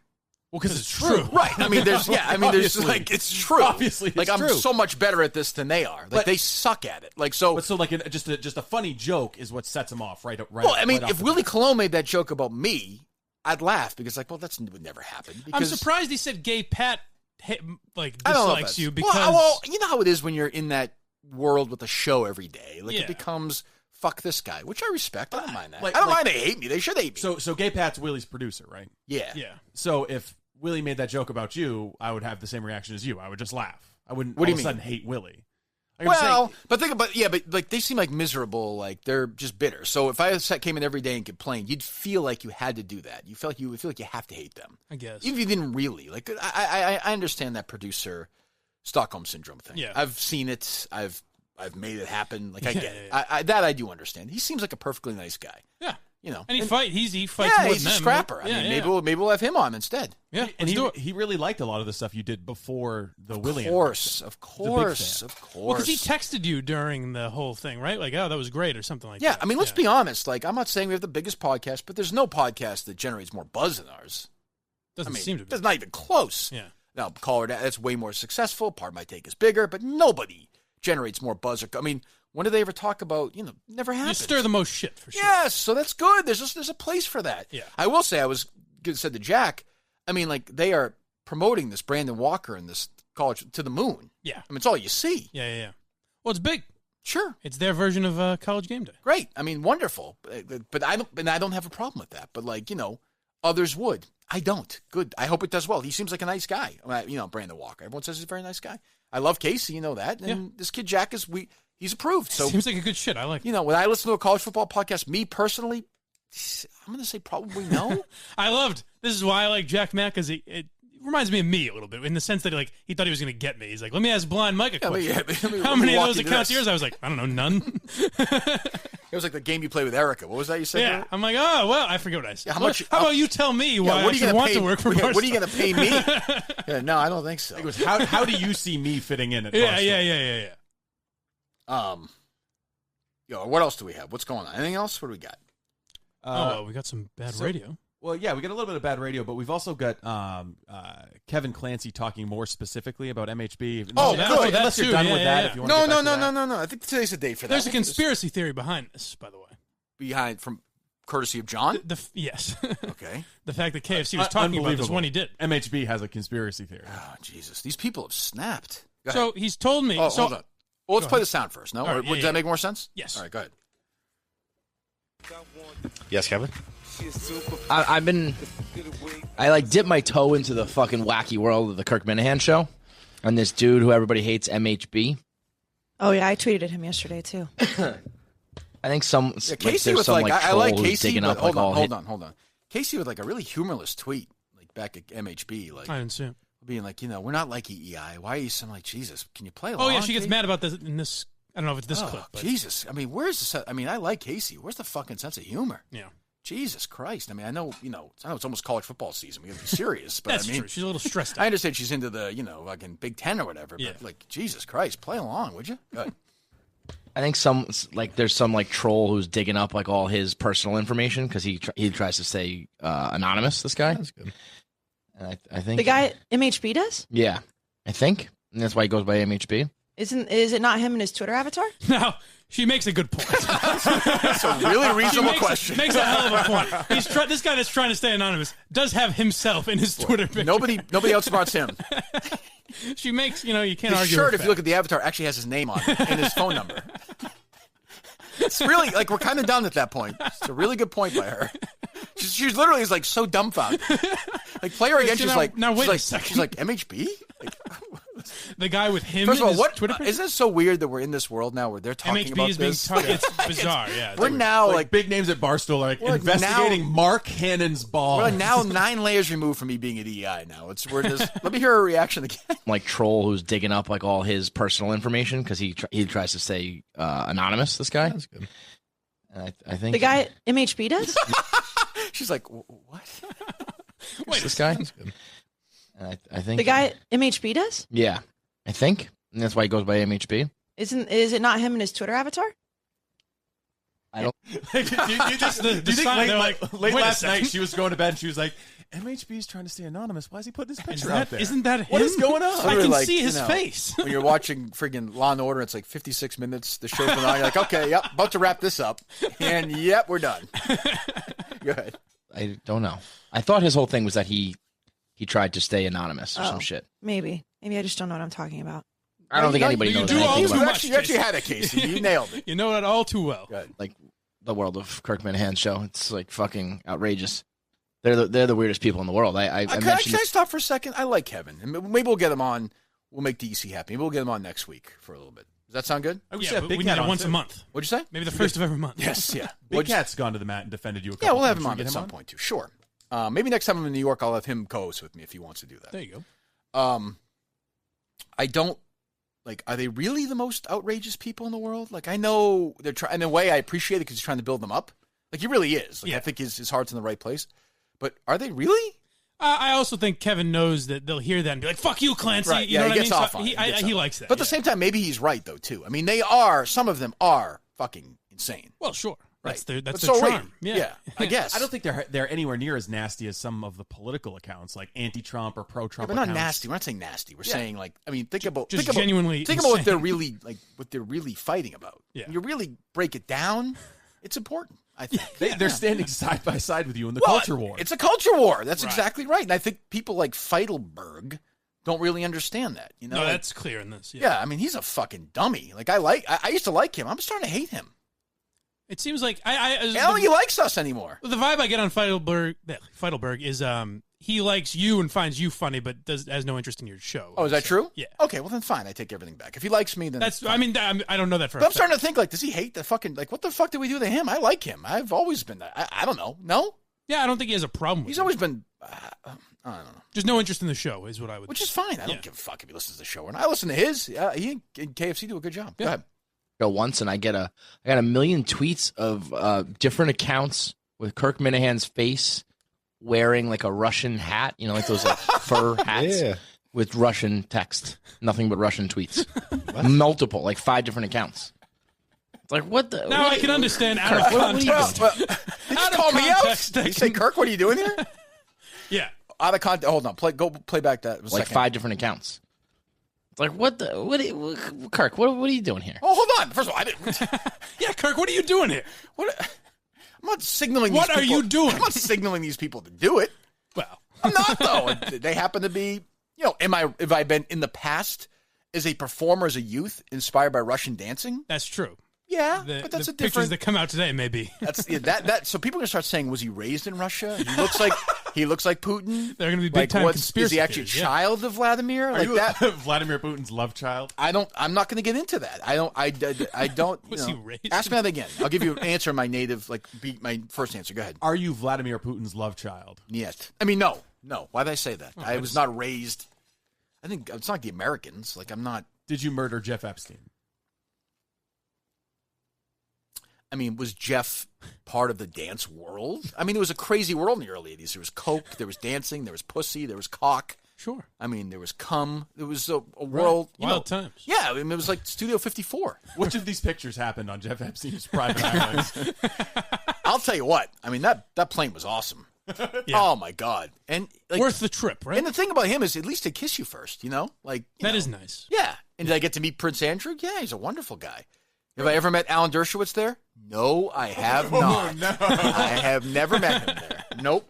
Very good. I have not. But I remember as a young guy, this is before, say, 1992, there was a charming guy and his wife from Arkansas who came by. They couldn't have been nicer. Yeah. Play the sax? Well, in a way, I did. Yeah.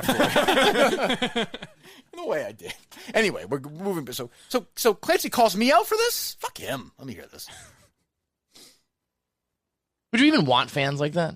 No, we've talked about this before. Yeah, would you want like a legion of weirdos? Well, like I that? don't know. He's the king of, They, he's the they king of the have it. What do you? I don't. This is what I don't understand. But they have a legion of weirdos. But does Feidelberg have a legion of fans like this? Not as solely Just a different kind. Not as right? solely devoted to but he's got a lot of Feidelberg. fans. But I mean, like they banged out the fucking. But they're all Barstool fans. So right, it's more, and he's a huge Barstool character. Right. So it's spread out a little more, I guess. What do you think his fans? Those fans are normal? That's what I'm saying. Do you have fans who are routinely changing their Twitter avatars to go with the theme of the week, depending on who your personal enemies are? No.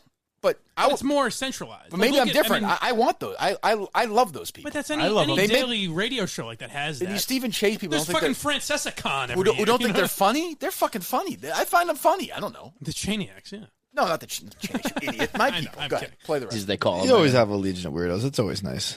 I guess it'd be all right. Yeah, I think I'd be okay with the No. Legion of Weirdos. I don't think so. It would be bad like if it was- the guys It's who tough run now around because like people hold you responsible. yeah, like It's the like, I the don't- guys who run around like talking shit for him.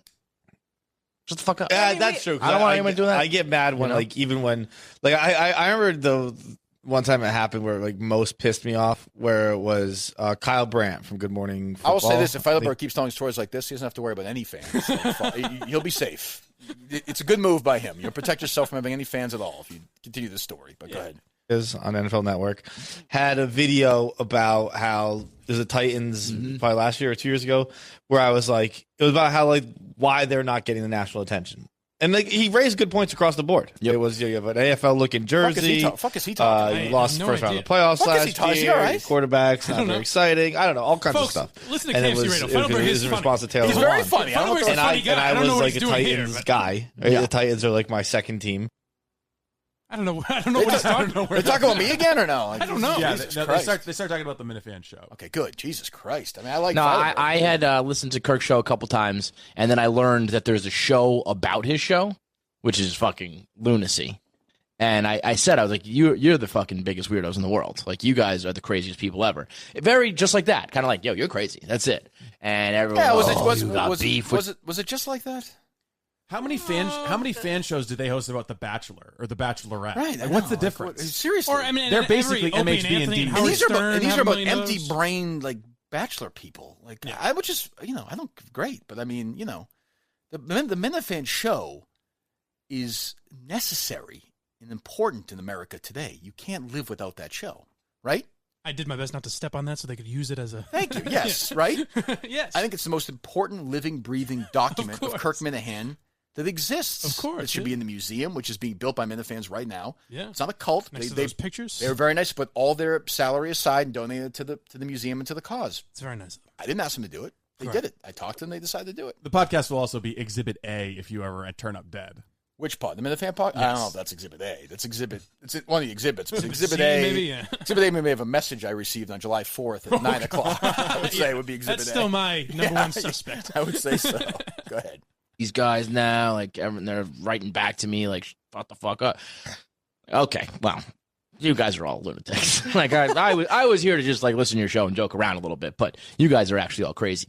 I mean, like on behalf of Kirk, the guy's like, "Fuck you, Stephen Che." It's like, what are you talking shit? Yeah, the talking Stephen shit Che to thing Stephen was Che. tough. Like, yes, they are, because he's a fucking asshole. What? Well, but not even that. He's right. Yes, they're all fucking lunatics, sure. But it's like they say "fuck me," all the time. You know what I mean? And I just go, you know what I mean? It's not the end of the world. The one guy they tend to leave alone is me. Yes, well, which is a good move. Yeah. Like, because I'll turn on those motherfuckers and build a whole new fleet. I'll fucking, like any good cult, I'll fucking have them drink the acid and they'll go away. I'll start a whole new group of fucking people. Is that what good cults do? Yes. Start over? I love them. What do you want? They're great. I love them. Right, yeah. I mean, are they going to turn on? Are they going to make fun of me for these photographs today? I'm guessing there's going to be some pictures out there. Maybe. I don't know. Well, then maybe we shouldn't release them then. That would be It's worth a discussion. It's worth a discussion. It's already out there. I already saw a bunch of people freeze the picture from the fucking thing. Yeah, it's gone. It's gone. Yeah, but the worst one's not out there though. I don't know about that. I don't know. But go ahead. Let me hear more of these people. why don't you shut your fucking mouth? Like it's Steve Che, dude. He's like the nicest guy ever. No, like, he also just but he's is a doing public his job. figure. He's like, You know just what I mean? read the ad. It's not hard. Oh, you got a problem with me, Casey? Just read the ad, bitch. Is that, I mean, I like Casey bullying you. Yeah, fuck you. Just read the ad. Read the ad, pussy. Yeah, well, sorry I care about my show. Let me hear you read your ads. You probably sit there with fucking, you probably say verbatim on it. Like, what the fuck? Like, I'm trying to do the best show I can. Stephen Che's the nicest guy. He doesn't seem like a nice guy to me. He seems like a fucking asshole. Jesus Christ. You're going to make me turn on the only people I like in this fucking company now? Yeah. Jesus, go. All right, she goes on a little bit more. That's also the weird thing, like getting caught up in some of this is like two things. One, we know Kirk personally. A lot of these Minifans do not, so they assume that the Minifans is a great name. The minute, like it's, that's a great fantastic. it's like what's Taylor Swift's called? Swifties and the Beehive. Gotta give again. I'll pause and give Rob Bradford credit for that. He came up with it in 2010. That was Bradford. Yes, who Yeah, celebrates it is a good one. his 50th birthday on Tuesday, by the way. Oh wow! Happy birthday to Shoot Rob him a Bradford. text. Yes, there you go. Only a few days after your birthday, Mike. Yes, that's right. We can wait for that. We can Big celebrate celebration. together. Oh, tomorrow. Me big, and Rob. Big birthday celebration. Do you have a venue yet for your birthday? Yeah, I left Boston. Are you really? No. Oh, what are you doing for your birthday? Nothing. I mean, going Nothing? out with the girlfriend. Where are you going? I don't know. What do you? I suspect there's a surprise of some kind afoot. I don't really know what's going Oh on. God, really? I don't know. Jesus, is there anything worse than that? How are really? I won't mind it. How are they going to pull off a surprise party on you? Yeah, right. Just in my house. God. There's gonna be like a lot of people over. Or? I doubt it. I really have no idea what's going on. I hate to say this, but she called me. I'm going. It's a big surprise party. How miserable would I be at that event? And especially because I have friends that listen, so Right, they'd be like, yeah. hey, Kirk, I don't want to bother you, but hey, that actually how sounds about like Colonnade, huh? the worst night of my life. There's no, there's no way I would do that. Kingpin Pete would be over. There's no amount of money, nothing that would make me sit in Mike's apartment with having dinner and everyone's talking and having beers. Like, how awful would that be? Yeah. What did you do for your last birthday? Nothing. I'm 44 years old. I have kids. Last time you had a party. Oh, I've never ever had one. I don't want a surprise party ever. As a You've kid, I never had a was birthday. a kid, but I have kids. I was born, so my mom shoved me out of her canal that day. Like, what am I supposed to do? Put you into dance class. Yeah, what am I supposed to do? Jump around? I'm a fucking man. I'm an adult. I hate that. I yeah, fucking what, are you hate dance that. around all day? Yeah. I do every day. I fucking hate that. I fucking hate men, especially. I know you shouldn't say that anymore. Yeah. Who fucking think their birthday's a big deal. It's so fucking stupid. And, well, the real thing is, what do you give a man who already has the gift of dance? You know? That's true. I used to work with guys who are like, yeah, I'm taking the day off tomorrow. It's my birthday. What? Why? That's a little much. Yeah. You sit around your house all day? Like, what are you doing? It's your birthday. Yeah. Stupid. Fucking lame. Go ahead. It's great. But it's like we could just call Kirk right now and he'd be like, yeah, it's fine, whatever. Now That's one. Two. That seemed odd to me. The kind of like, hey. By the way, I've never had a conversation with Casey Smith. She doesn't call on the you phone ever. Yeah. Never once. I mean, I like her and everything, but we're not. Like, it seemed odd to be like, oh, the Minifans get so worked up, but we can call them. Yeah, wow, what a boy! What a joy! How lucky you I are! Talk to you on the phone. I'm on a great phone conversation. Steve will know after 6 seconds. I'm like, okay, anything else? Yep. Okay, goodbye. Well, all the Minifans have my phone number now, so That's they can true. call me and I'll just patch it through to you. Yeah, that is a weird play though. Okay, so I shouldn't like Bruce Springsteen then? But I guess she's trying to say we know him more, so we get. I actually don't think that's also not true. I don't. No, because they don't listen to the show. You're probably more honest about yourself on the show than you are. I mean, I like them all, but I actually don't think that's true. But okay, go ahead. It's that they think that the Kirk beef with whoever it is the only thing that's going on here. Like, that's why I jumped in with the MHB or whatever his name is. He was like, oh, Kirk's taken Barstool and made it EEI in just 8 weeks. I'm like, you think anybody's talking about this? Like, we're bringing it up now because of the Stephen Shea stuff and getting on the internet. But like, Oh, it's a weird thing. I think Jack Mack just confirmed that they are talking about Kirk off there. Huh? Is Feilberg about to get a little bitchy here or no? A little bit. Yeah, he doesn't like this conversation. No, he hates it. Which is fine. I mean, that's okay. He's above it. Right. Oh, is that what it is? It seems like it. So he can talk about, he doesn't talk about anything, though. Well, it's better than this, apparently. But I'm just saying, I don't mean that in a bad way, but he's not like is he going to tackle substantive issues? Oh, fucking Feilberg. Now, this is the last one I have from KFC. This is him. This is the one that started the MHB conspiracy theory, because they're talking about MHB getting... Oh, we haven't got to the MHB conspiracy theory no, either. Yeah. Okay, go ahead. Why did we bring this up now? This dude. I was wrong. No, he didn't. If this guy's trying to stay anonymous, I don't think that's going to happen for him. People on the internet who try and stay anonymous, it's not going to work for you. No, I mean, if you're going to mix it up, right. Like the minute that you decide to be like, exactly fuck right. you and fuck this and all that, like someone's going to fuck you. I'm not. That's right. exactly right. But they're saying this as an anonymous Twitter account. Barstool investigator is tweeting out documents. I would say anyone that goes after you and tries to expose you is a fucking asshole. I agree, but they're right. But, they're right. Oh, yeah, no, they're right. They're right. But I'm just saying MHB's conspiracy theories. Whose conspiracy theory? John's. Okay, Johnny. When you say John, doesn't that sound so much weaker? I'm not changing it in my phone. By the way, what a month for fucking for John. It's been a wild ride. The poem. Yep. The Parcells call. Yep. The pathetic podcast, and now this. Yeah. Like, this is in the last month. Yeah. It's been a hell of a run for him. It's unbelievable. But hey, I mean, you got to give him credit. For what? Barstool Radio's talking about him daily now, it seems like. It's true. He's become a little irritant for them. I respect it, but this downfall is... KFC's tweeting about him on the weekend. Bizarre. Is it a downfall, though? Well, for him, no. He could be a blossom. He loves it. He fucking loves it. He loves it. He does. Loves it. Good. So we playing the rest of it or no? Pro doxing. But it's going to happen. Yeah. I'm not pro-death, but it's going to happen. I think I'm pro-doxing in the sense of, like, if you're going to mix it up on the internet, I think you need to expose yourself. I am pro-doxing that. I think it's like people are like, whoa, you dox someone. Like, yeah, man. You're fucking you're being an asshole? Yeah. I 1,000% your face should have to be attached. If you want it to. I do think, though, I don't necessarily agree. I do think that Feilberg, because he doesn't know anything, which, again, I don't care if he listens or not, but MHB is not this asshole. Right. You know what I mean? Like, well, in their mind, like Albright. My guess is this show, with when Jared is usually on, has heard some things about this guy. Where he's like, this guy's a because Carabas really hates. That's true. That's true. But I mean, they shit on Carabas. Yeah, right. So that's life. I mean, that's sort of life. Yeah. Like, I don't know.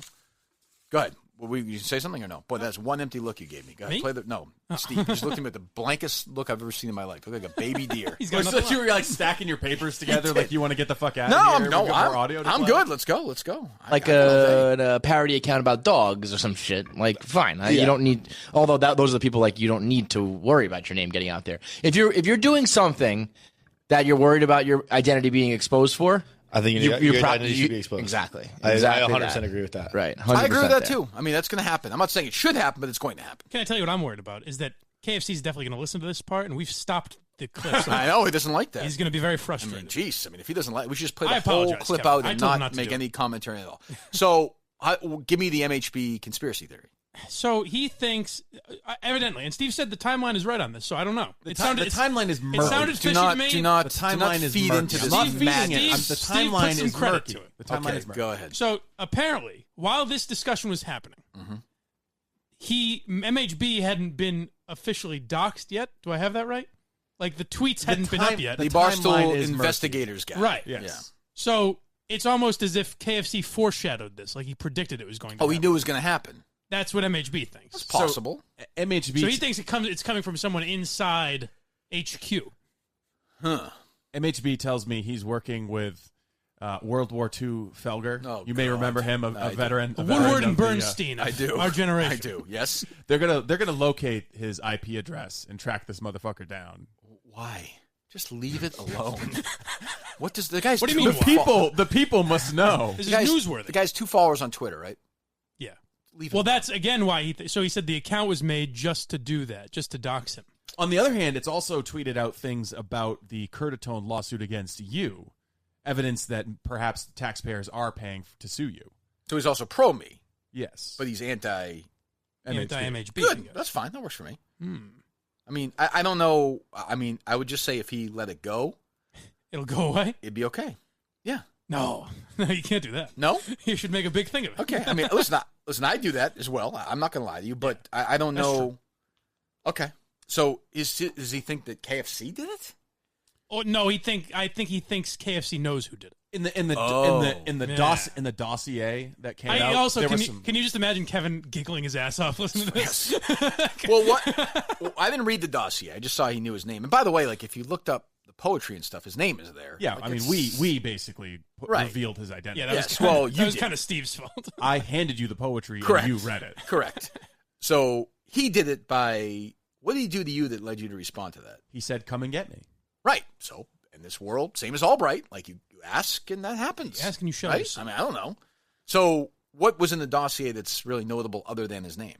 There were a lot of typos and misused colons, so our lead suspect now is Dave Portnoy. Oh, I don't think Portnoy's going to do that. Portnoy might not be spending his time. Yeah. I mean, I could see somebody in the Barstool Breakfast world. He hasn't really shit on it that much, has he? They wrote that MHB's been trying to ride your curtails. Oh, maybe Carabas. Carabas hates him the most. That's true. It could be right. True. So, all right. So they think. Oh, so while this was happening, while this conversation was happening, Barstool investigations guy released it. Yes. Oh, wow. Yeah. Gee. So what's his theory, though? His theory is that it's someone inside. It's an inside job. HQ. It was an inside job. I agree with that. Could be Stephen Shea. I actually agree with that. You think? Well, I looked at the people he followed, the Barstool investigation guy. It's all Barstool people. Right. So I don't know. Either he's a hardcore fan. I was going to say, there's regular people that just follow. Sure. But I don't, I don't know. I'm sorry. It's possible. I would find that very sad if someone inside HQ was doing that. Are you worried that the doxing is going to spread to other Minifans? Is this an attempt to try and silence them? Well, this is a Twitter? tough crowd. I don't think that Steve from Providence and the rest of these guys. They'll be fine. They'll be fine. Right. Look at my text messages. The last message I have is from Steve Robinson that just says, "Has Willie ever tried to shove his dick down your throat?" When was that? It was a question you wanted me to ask Jack. Oh. I was just looking at it on its own and thinking, this is strange. How about our text messages face? yesterday about the podcast? Those would have been Oh some my strange God, text Jesus messages. Out of context, those are very strange. I think that should just be released one day as like a vacation. Maybe Monday we'll put that out. When Cullinane's in next time, we're going to play some of that sound for him. Maybe we'll wait till the kid is like, No, 12. I think we're good. I think we're good. Yeah, we're fine now. I think we're good. We have no updates from Cullinane, though? Baby's healthy and he's making baby's sales. healthy. Or the baby's fucking healthy, okay? Time to move on, all right? Yeah, I got a job to do. I got a Brandy fucking Love job thinks to that. do. I Brandy Love watching the Call Her Daddy Girl fucking podcast. You ever doing that? What the fuck? Fuck you. What else is going on? Anything in the news interests you, Steve? I don't care about this Ortiz thing. We've got a little bit of bad radio, but also AOC released, how she likes to cook and do a live stream Portnoy's video. old friend. She was Did singing. you see Portnoy last night to get to 1 million Twitter followers? That made me laugh. What did he do? He tweeted out. Did you see this? He's like, I'm getting close to 1 million Twitter followers. He's like, I'm not the kind of desperate asshole that does something like that. He's like, oh, by the way, fuck AOC. that did make me laugh. I did laugh at that. So AOC released a video praising the millennial generation. I don't know. It might not be of interest to you. Did she say they're the greatest generation? Yes. The millennials are. Yes. They should do. I don't know if she said specifically the millennials are the great. I don't know if she used that language, but she was talking about how brave and courageous they are for being inclusive and open-minded. She could do a podcast with Doug Gottlieb. They could really go at it. Back and so forth. she thinks this generation. Okay. Well, I mean, I can't think of a generation that like had people that were younger, like a younger age, and went. Everyone went to war. Significant and like fought something that was kind of evil and won, and then came back and worked and lived good lives and died. I can't think. Nothing crosses my mind. No. The patriarchy is kind of an evil empire. That's true. So she thinks like I don't know. Okay, what were you saying, Mike? It's my generation. We're the look you at are. me. I'm looking at you. I'm one of the greatest. So think about like a guy. Obviously, you would not have been able to fight in war. No. But guys like your age, guys, your friends at your age now, yeah, like would be. We're the greatest. Would have been like 4 or 5 years back from the war. Yeah. They would have fought in the war if they lived. Yeah. And they'd be back like doing their jobs, working at banks, and they would have fought in fucking World War II. Instead, they were getting 10 years ago, Mike. You would have been fighting in World War II. Right. 10 years ago, 9 years ago. Yeah. That's Isn't that unbelievable? It doesn't make any sense to me. I can't imagine. I always think of, so I do think of this stuff sometimes. I think I was listening to one. It might have even been my buddy Chaps did one recently with the World War II guy. It might have been that one, and it was this guy who was from like fucking Danville, Iowa, population 226, right? Yeah, had literally never left the town, and then he's fighting in fucking Europe and war. Isn't that fucking when you think about that? I mean, I know you have a lot to add to it, Mike.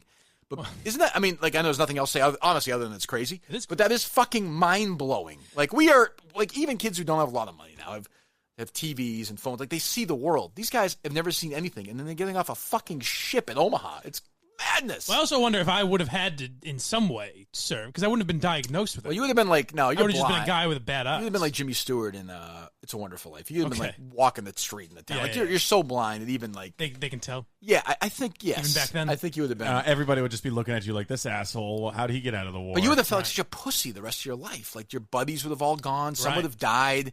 You'd be like the big birthday party this weekend. And that's the real struggle. That is. You know? The big birthday party this weekend, they'd be like angry war vets, and they'd get drunk and yell at you for not serving, and you'd feel bad about it. Right. And like your wife would also be like, yeah, you're kind of a pussy. Like it'd be a weird life. Well, you'd have to already be married at this age, too. Like, Do you have kids? Yeah. Yeah.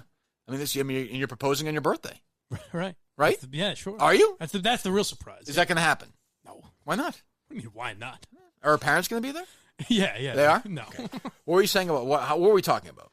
AOC's fond praise. So this is one of these things. We'll throw Steve a bone here, right? Let's throw him a bone. Let's All play right, this. the liberals, they're the worst, aren't they? Oh, she's the worst. Well, she's an enemy of Barstool. That's true. Yes, go ahead. Is the new generation too delicate? No, I don't think they're too delicate at all. I think that just imagine, they're badass. I think young people. This will probably sound sexist or whatever, but imagine like that being president, like her talking with that voice. That is sexist. Again, oh my God! Once again, they're the greatest. Last 3 days we've had racist, defending rapists, and now he hates women. So there you go. Well, I mean, she's just not. It's not because she's a woman. She's not an intelligent. No, it's just that voice. She's not an intelligent person. Cadence. She's just not an intelligent person. That's all. She's a member of one of the most impressive democratic bodies in the world, world history, and the most impressive generation. Yes. And she got elected. You forget she's a fucking congresswoman. Like she represents how many people? Right. I don't know how many people are in a district in New York. Turnout was very low in the primaries. Yeah. How old is she? Is she running the next election? 29. Yeah.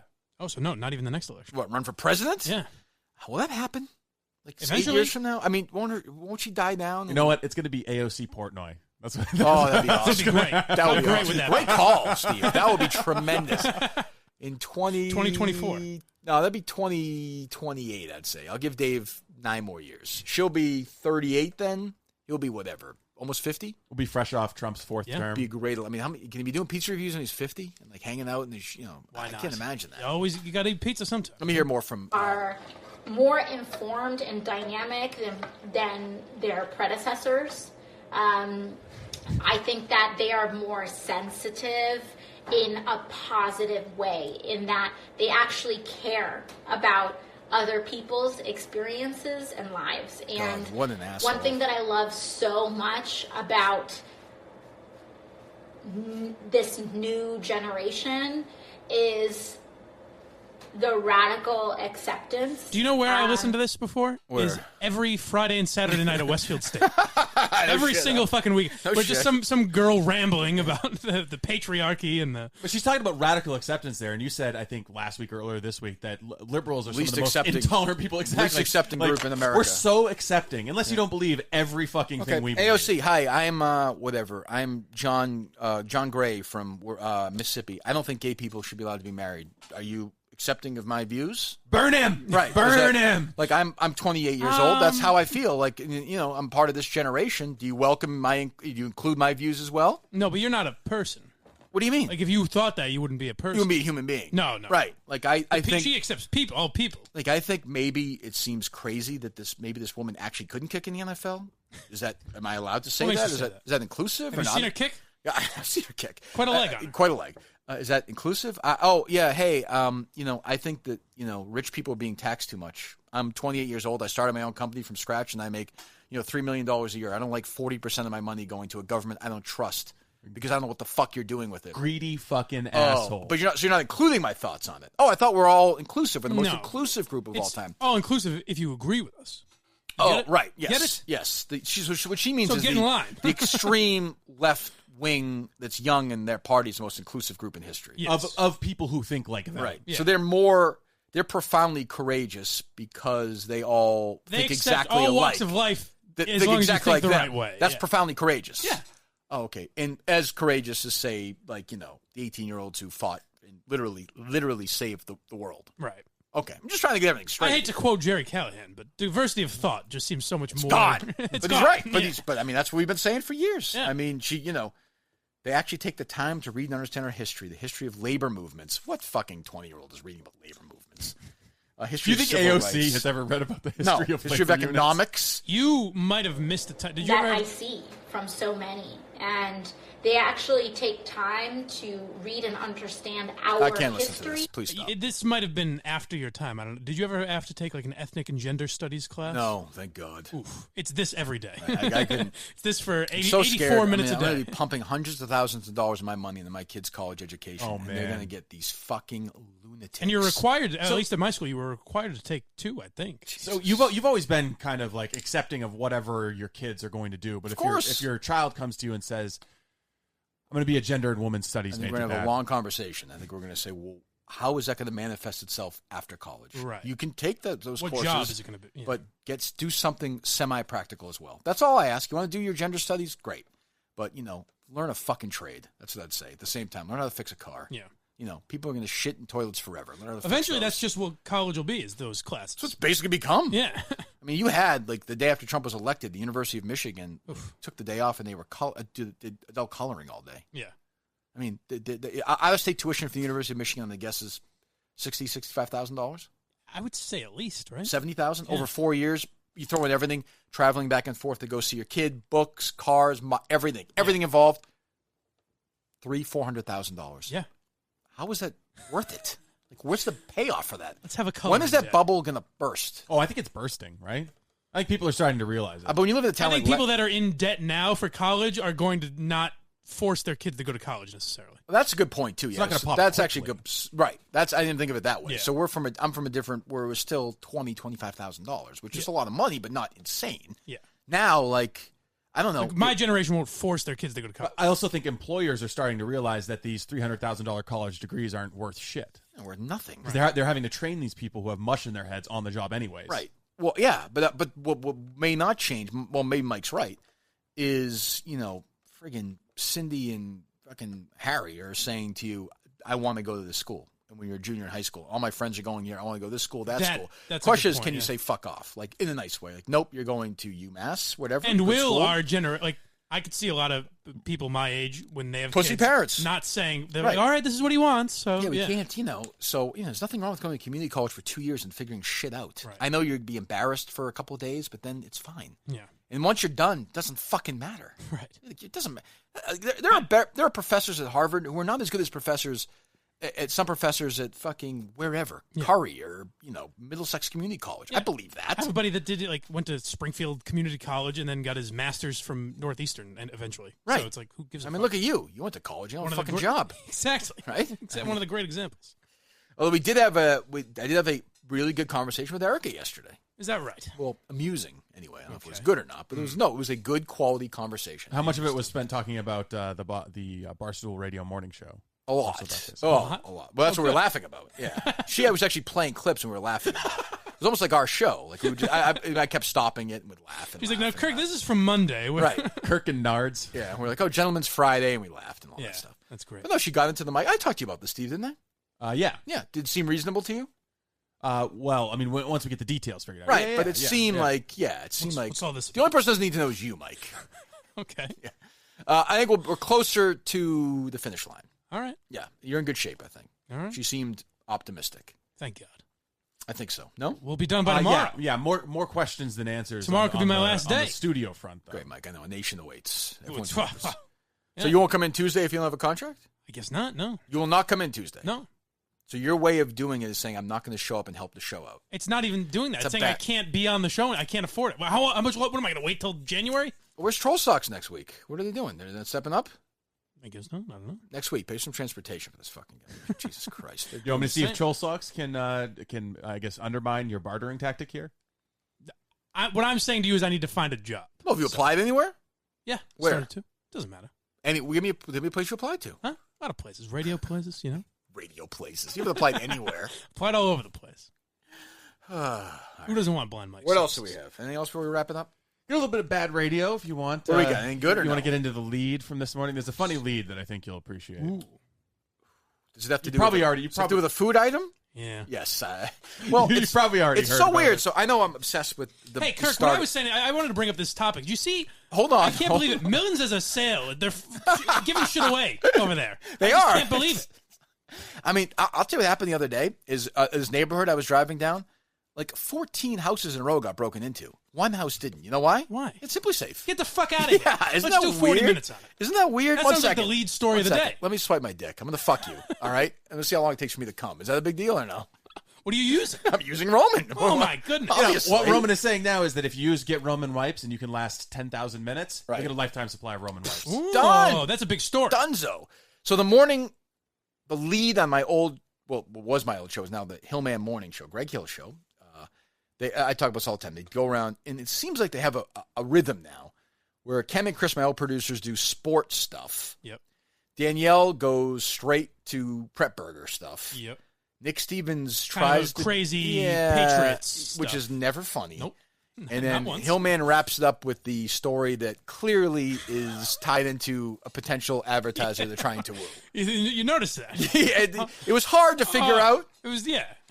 One day we should just play the whole thing because I don't listen. I listen to no other part of the station all day. I don't know if you still listen to the station, No, Mike. never. I don't listen to it at all.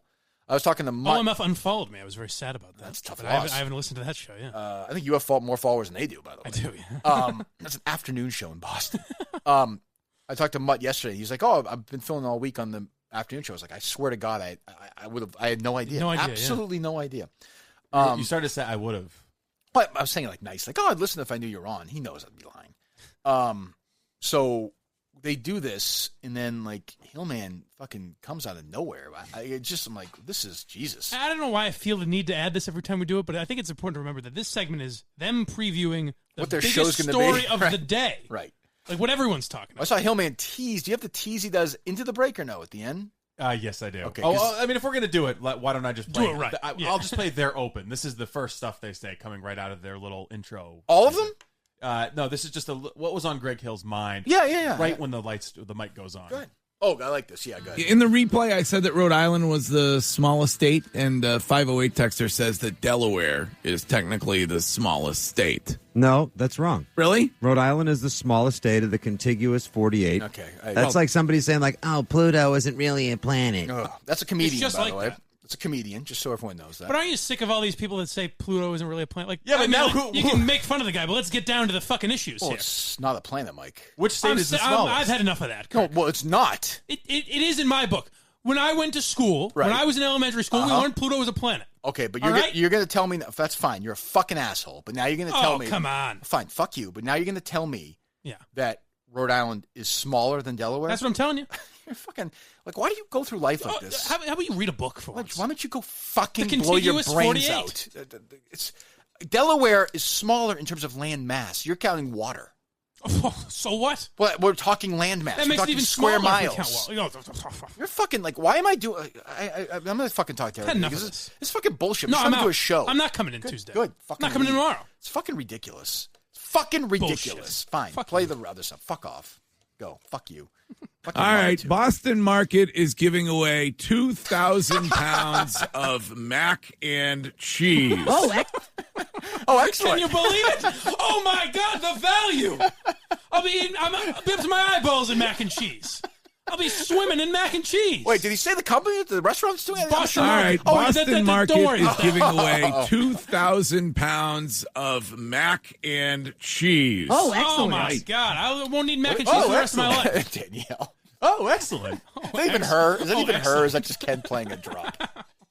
Oh, excellent. Oh, excellent. They are? Oh, they are? That's excellent. That is excellent. This fucking place is giving. Can you believe it? Run out and enter to win. Enter to win what?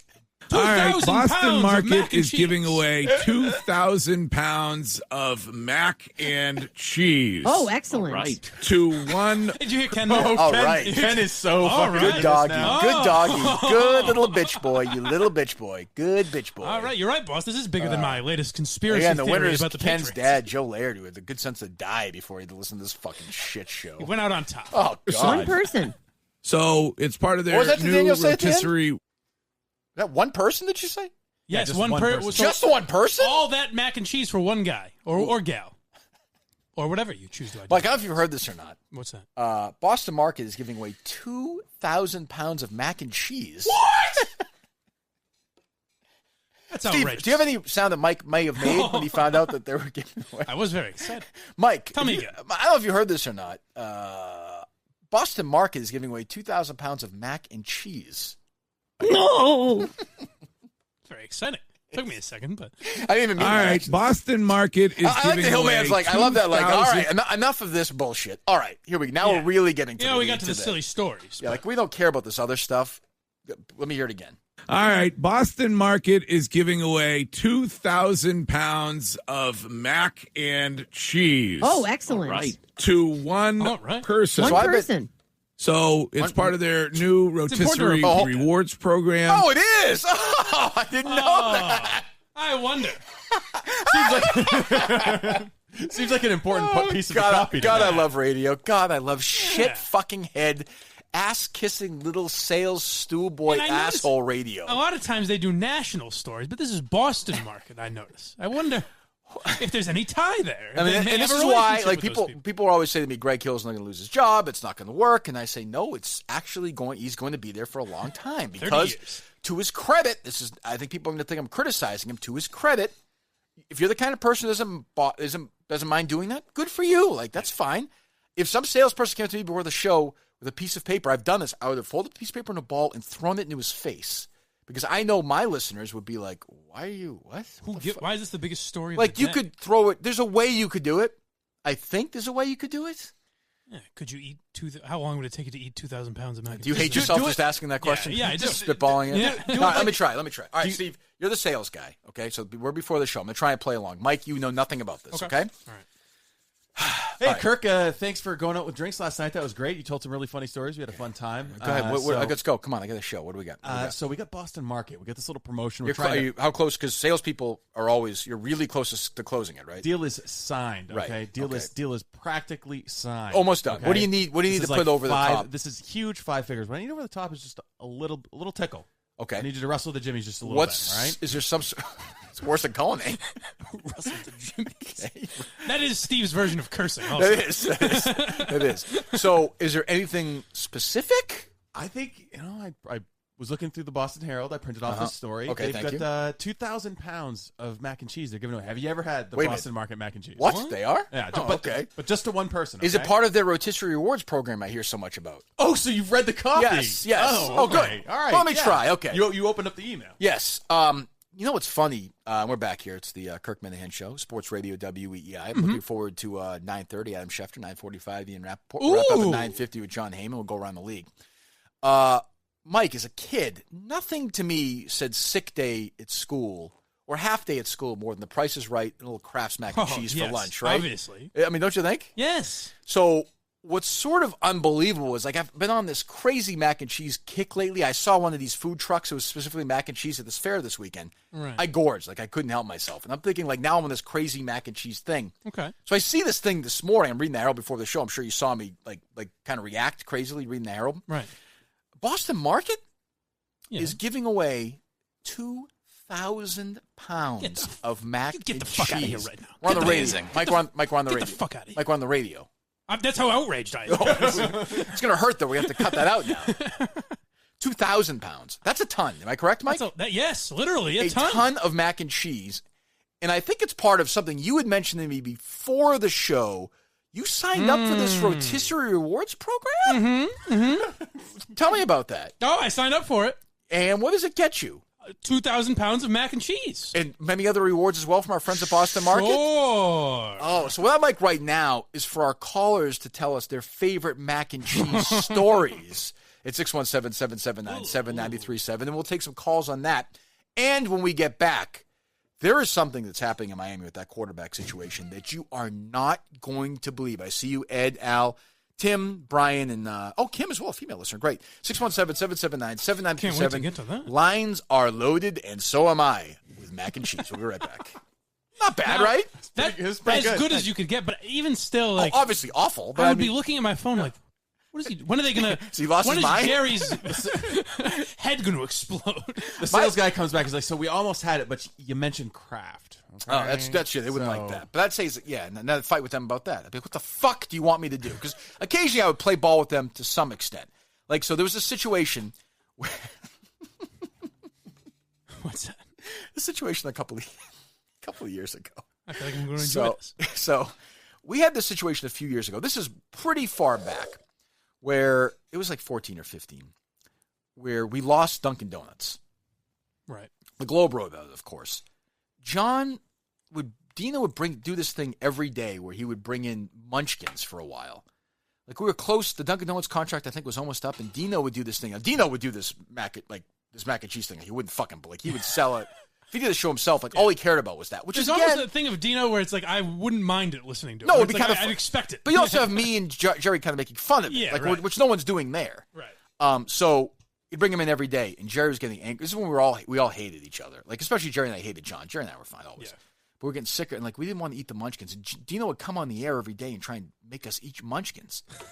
And Jerry, we were getting angrier and angrier. And finally, one time on the air, Jerry's like, enough, Dino. I'm not going to eat the munchkins. They're garbage. And we're trying to get a deal with Dunkin' Donuts. And Dunkin' Donuts was a long time. You know, the morning show, you want to have coffee, obviously. Like, no brainer. We wound up getting Cumberland Farms, who were great. I wouldn't mind using Cumberland Farms now. We had a great relationship with them. We should look into that, actually. So anyway, they're great.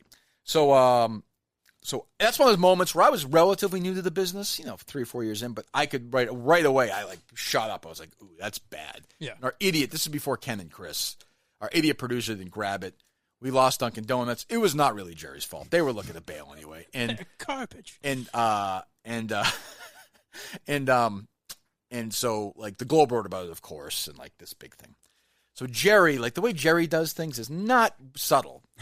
So, like, for the next couple of weeks, we'd be doing stuff on the air and, like, about whatever, the fucking Red Sox or Trump, not Trump, but whatever's going on in the world that time. And Jerry'd be like, it was great this morning. I got up a little earlier. Now I went to McDonald's, had a great coffee. It was unbelievable. And for, like, a week, he'd be doing that. He'd be like, you ever go to that, what's the Honeydew? Is that what it's called? What's good as Honeydew? I'm like, there's not one within 30 miles of you. I went to the airport. Yeah. I don't mind having to go out of my way for coffee. He's like, oh, the coffee is great. And I'd be like, and on the air, I'd be like, you're not great at this. Like, we have to find a different way to do this.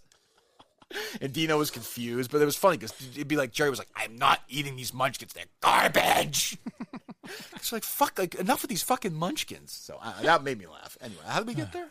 The lead, of course. Boston Market mac and cheese. Yes, that wasn't really the lead though. That was the paid lead. Well, let me hear Greg kind of tips his hand about what he really. Let me hear the wants to rotisserie thing. I mean, the rotisserie program, because that is like, if there's any doubt in your mind that this is like about your placating sponsored content, you think reading copy might when give you it away? Literally say, because like they do. So, no, you don't think this is paid for. You think this is to try to get something that's paid for. Oh yeah, I've been around these guys long. Yeah, these guys. Yeah, I think that's true. Yes, but the what was I going to say? Oh, so like if there's any doubt when they do that, like like what are you doing? Like what do you just say? Because they do dumb stories all the time. They could do that story. That's in their wheelhouse of stupid stories. Just do that. Leave the fucking rotisserie like the sales guys like, oh, there's a rotisserie program. Like they're trying to get subscription. Like what the fuck? Go ahead. So insulting. All right, Boston Market is giving away 2,000 pounds of mac and cheese. Oh, excellent. All right. To one person. One person. All right. So it's part of their new rotisserie rewards program. The first individual to spend $10,000 at Boston Market will be the winner. And good news, you can take the delivery. Good news. Good news, folks. In weekly side portions, or you can take it in one sitting. One giant bowl, one giant 2,000-pound bowl of mac and cheese. Who knew that you would have to make a lottery-type decision? Do I go for the annuity or the lump sum when it comes to the mac and cheese? I think that question. I like that question because we've all pondered, what would you do with mac and cheese? 2,000 pounds of it.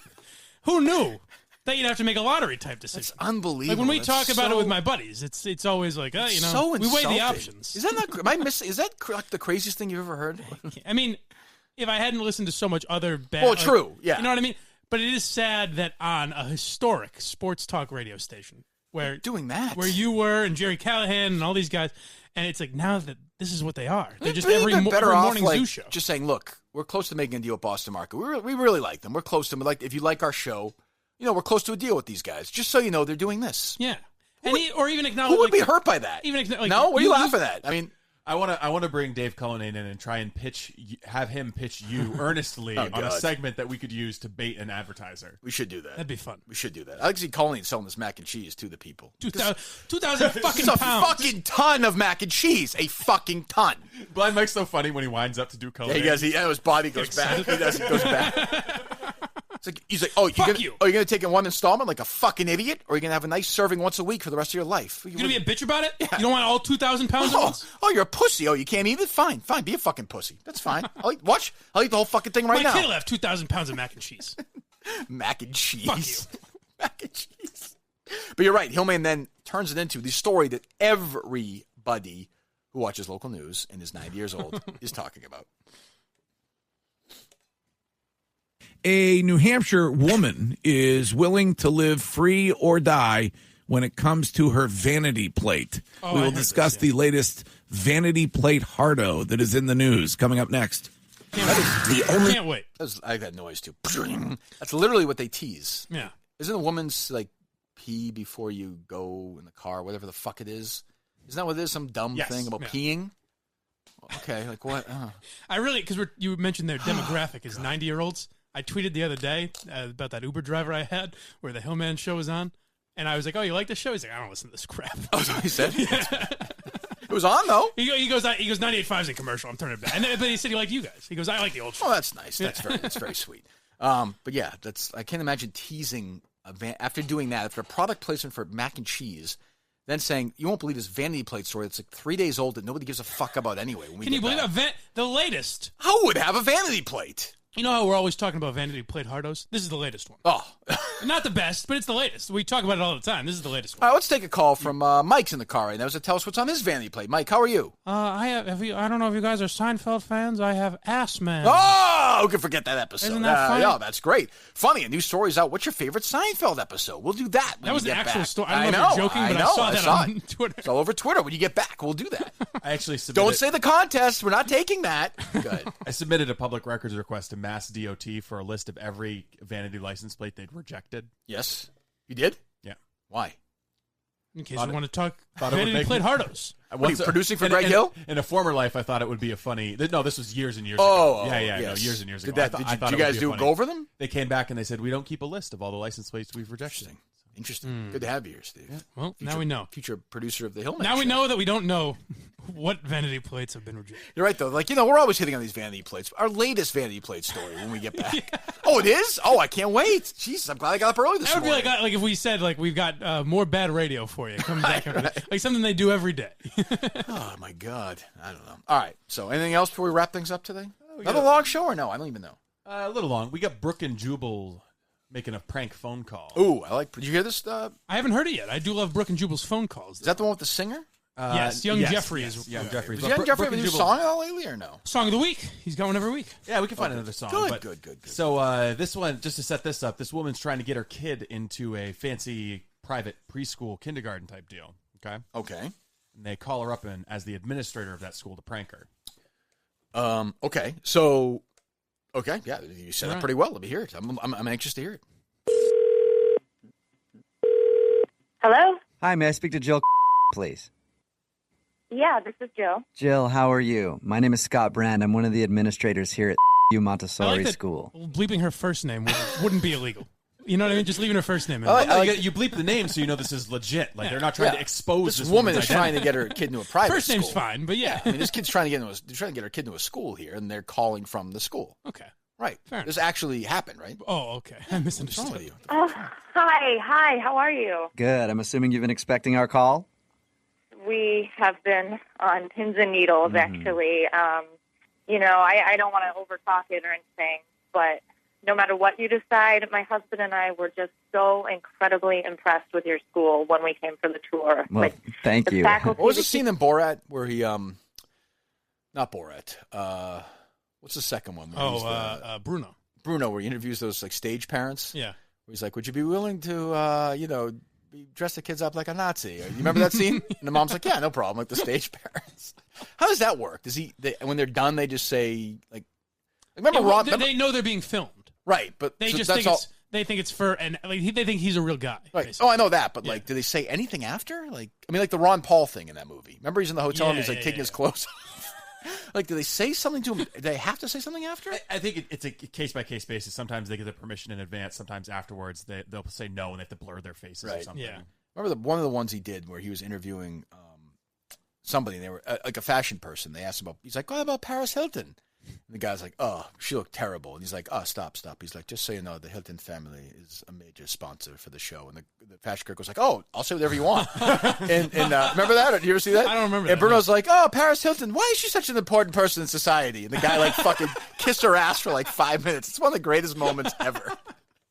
I actually like Bruno almost as much as Borat. Really? Yeah. Borat's probably the hardest I ever laughed in theaters. I mean the character. Like the Borat movie is funnier. Yeah. For sure, it's funnier. And The Dictator was not funny. I never saw The Dictator. He's doing but that one was scripted, wasn't it, or no? I think it was. He's doing a serious 6-part Netflix series. You see this, Sacha Baron Cohen? Oh boy. Yeah, we don't need that. He was supposed to play Freddie Mercury, and it was He was. It was going to be better, I think, with him. Yes, because he wanted to tell the full story. Right. I told this story on this podcast. Oh, okay. Well, hey, you're going to be missed, Mike. On Tuesday.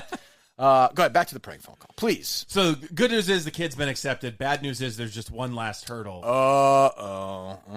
ahead. Oh, boy. Oh, hey, what do I have to do to get him in? Now, like that doesn't sound rehearsed. like in a way, like this could be funny. Yeah. Like this could be funny if funny people are doing it, right? Yeah. Like they could humiliate this person, sort of cast a light on how pathetic these people are in society, like the Lori Loughlin types. It would have to be real to be funny. I don't know if I've ever heard a fake one I mean, obviously. Yeah, No. I'm saying, but it could be a funny thing, like Borat. Like they could be funny. Sure. Do you think that maybe you should take a stab? No, at prank calling. I think somebody else who's here should take a stab. Oh, okay. Yes. I'm talking about Steve. I think he'd well, be no, good at no. it. What I'm saying is, if there's a listener out there who wants to set up their wife, as is the case with this one, to get prank called, right? Are you soliciting potential victims? Sounds like you are. Sure, go ahead. Yes, as long as everybody's on board and we are having fun, I guess. I don't even know. I don't get sued again. Yeah, go ahead. Oh, hey, what do I have to do to get him in? That's funny you should ask. She is already suspicious something's afoot. Why are there multiple? I'd be like, why are there multiple people laughing in the background? In reality, if you would just say, "Okay, what's up?" You know what I mean? Is everyone be like, "Oh boy, what do I have to do?" Obviously, there's mischief afoot, as there always is when the school calls. As always when these private schools are calling about your kid going there. Oh, hey, what do I have to do to get him in? That's funny you should ask. We've only had this happen a few times in our school's history. What we'd like to have happen is have Taylor participate in an event to see which student is more worthy to get into our school. Why can't you laugh like that? I'm sorry. Who the fuck is that? Who's laughing? Why can't you laugh at my jokes? Isn't this like a professional that school? When they're not funny. I don't get accused of laughing, but Jesus. How about an off mic laugh once in a while? Makes it sound better. God. Kind of an event. What do you mean? Well, it's called academic. So, I mean, obviously, I know we do this all the time, but any rational human being would say, well, I'm not going to participate in this event. Yeah, sure. I'm all for a competition. I'm all for I'm all for a death match to get my kid in. What do you mean? Okay, good. What kind of an event? What do you mean? Well, it's called an academic octagon. See, laugh like that, Mike. Thank you. Go ahead. Okay. We bring a full-size boxing ring into the auditorium. We sell tickets. But they're already... He hasn't said what the funny thing is yet. Oh, no, I think they have, actually, in their mind. Well, they're all in on the joke. Yeah, an academic octagon. That's not necessarily funny. That could be a legitimate thing. Well, they bring in a boxing ring, Mike. I don't think it's going to be... But I'm saying before that, he goes, an academic octagon. It's an anticipation of how funny it's going to be. I guess. Kind of spoils it a little. It paid off, didn't it? Yeah. Sometimes you got to say, this is funny shit. Yeah. Proceeds go to charity, of course. I'm sorry. A boxing ring? Yes, because we have the toddlers fight. Are you joking right now? This is what I said yesterday. For $1 million, could you be that guy? Are you joking right now? You know, the crazy thing is, I wondered, the first time we played this, I was like, what? I wonder why so many people know this show in Seattle. I'm pretty sure it's nationally syndicated. These are all nationally syndicated. That's insane to me. But, I mean, no one's listening to them in any market, though. That's the thing. Right. Like, nobody has ever listened to this show. No one's a Brook and Jubal. Is it in Boston? I don't think so. No, I don't even know. I don't know. But like I said to you yesterday, $1 million, you have to be that guy laughing like a hyena in the background. That guy clearly doesn't think it's funny at all. He hates If I'm himself. just laughing and don't have to be a personality, I would do it. No, you got to be a personality too. You got to. Yeah, see, that's tough. You got Where I to have to sell sell- that. You got yeah. to sell that. No, if I'm just a laughing guy, I could do it. And these guys, by the way, you think Hillman's fucking selling fucking mac and cheese? This is all they do. This is their right. entire life. Like this is it. I'm sure there are phone calls where we could find sponsors worked in. I would. Oh think. yeah, you I would think? yeah, right. Good. Oh, what are you talking about? Oh, ma'am, like I said, this has only happened a few times. It's exciting. I mean, it is a very prestigious school, and you want your child to get in, yes? Yeah, I mean, of course I do, but this is an So what's the academic direction school. to this? What's the direction by the director to this actress here? Like, be skeptical, You're shocked. but also open to it, and like you have to. But You it's want your kid to remember. You want your kid to get into school. But it's important that we know that you know it's a little silly. It's a little wacky. unusual. It's a little wacky, but maybe it piques your interest. She seems very calm with this whole thing. Where I would say, boy, I don't think I'm going to have Harry get into a boxing match with another kid. But I don't get it. What But do you at the same time, it's a premier academic institution. But I like that they already understand. Like you're naturally like, hey, we're gonna have your kid box to get into school. You'd be like, what are you talking about? Also, it's not. But it's with her. It's automatically like. So who's the other? I don't know. Who's the other kid? Huh? Yeah. What's the other kid? What's his reach? You know. Also, the phone number probably isn't the same as the school necessarily, but that's okay. I mean, yeah, they could have multiple lines. Correct. You know? That's true. Go ahead. That's true. I don't want my son wrestling or boxing or. Yes, we call it an academic octagon. I'd like him to compete in that. What is academic about that? That's not academic. It's a good I'm question. sorry. I'm a. Very, Listen, ma'am, I can understand your apprehension a little bit, but they're 4 years old. They can't do too much damage. They'll have boxing gloves on. It's really a good time. that does not sound like a good time. Oh, Think about so this. this actress gets mad. Oh, so It does not sound like a good time. Don't you hear the people laughing in the background? What doesn't sound good about it? I didn't hear the mic. How are they laughing?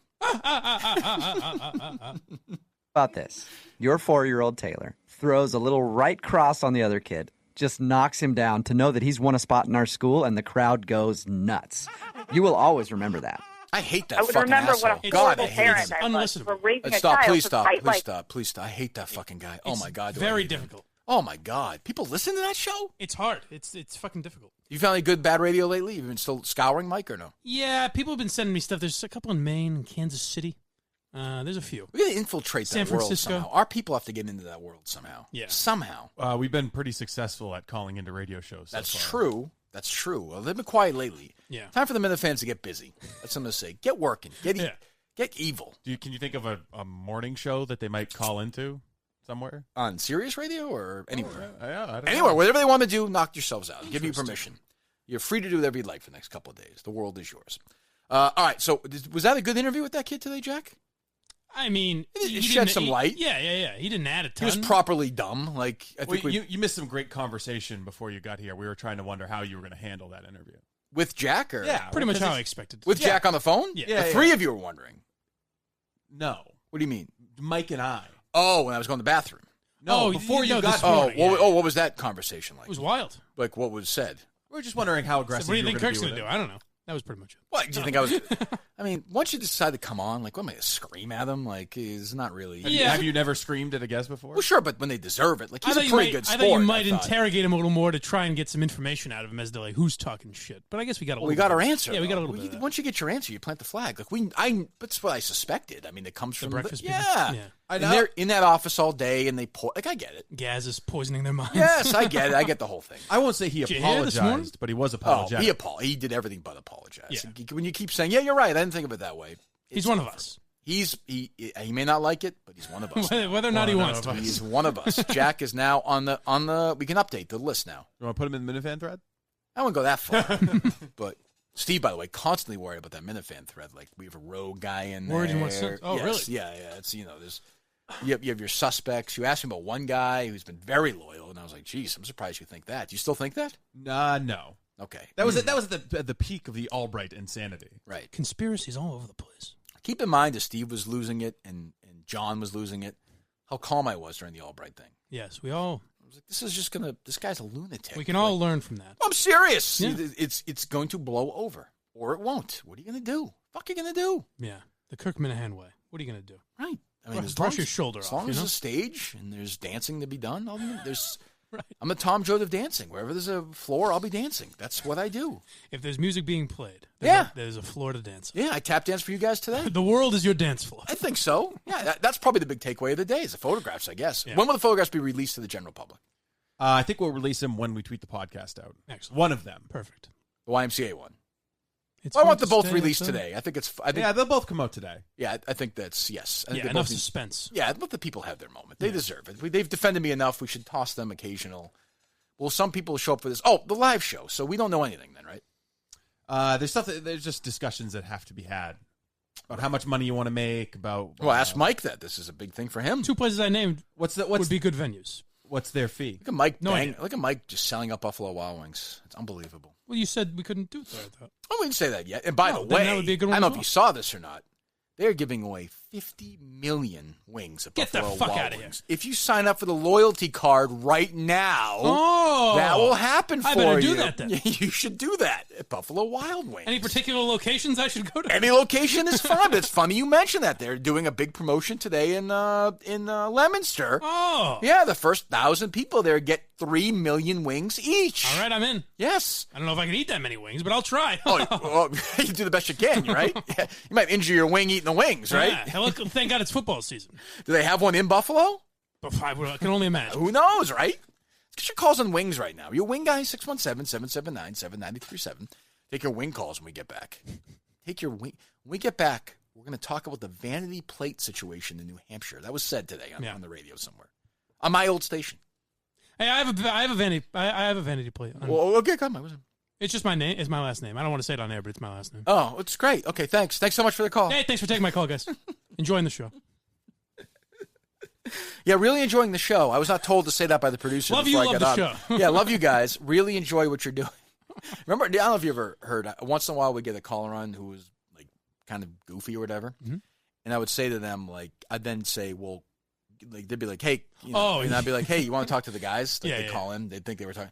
And I'd be like, well, can you just say, like, what a great job the show is and how happy you are? No We're problem. number one in the ratings. And then they'd say, no problem. And then they'd say, oh, you're so, and then I'd just get more and more ridiculous. And they would say whatever you want them to say. Like, and that is happening now. It's funny, yeah. It's People so just want to weird. be on the radio. I guess. Yeah. I don't know. Were you a big caller ever or no? No, I think I called radio definitely once, maybe Well, you've twice. called this year recently.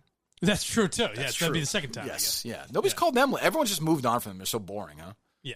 Yeah. Well, pretty much. All right, so tomorrow, what do we got? Anything Boy, bigger? I don't know. Now that Nothing big? this I concept would like to is talk the way to. things have I been would going. like to talk to one of these anti-Chappelle people. I've reached Oh, out. I'm I've reached down out for to that. 3 or 4 anti-Chappelle people, and no one is. It's funny. Nobody wants to talk Strange. about it, but yet they want to People just rip want the to throw shit out there, of and him. yeah.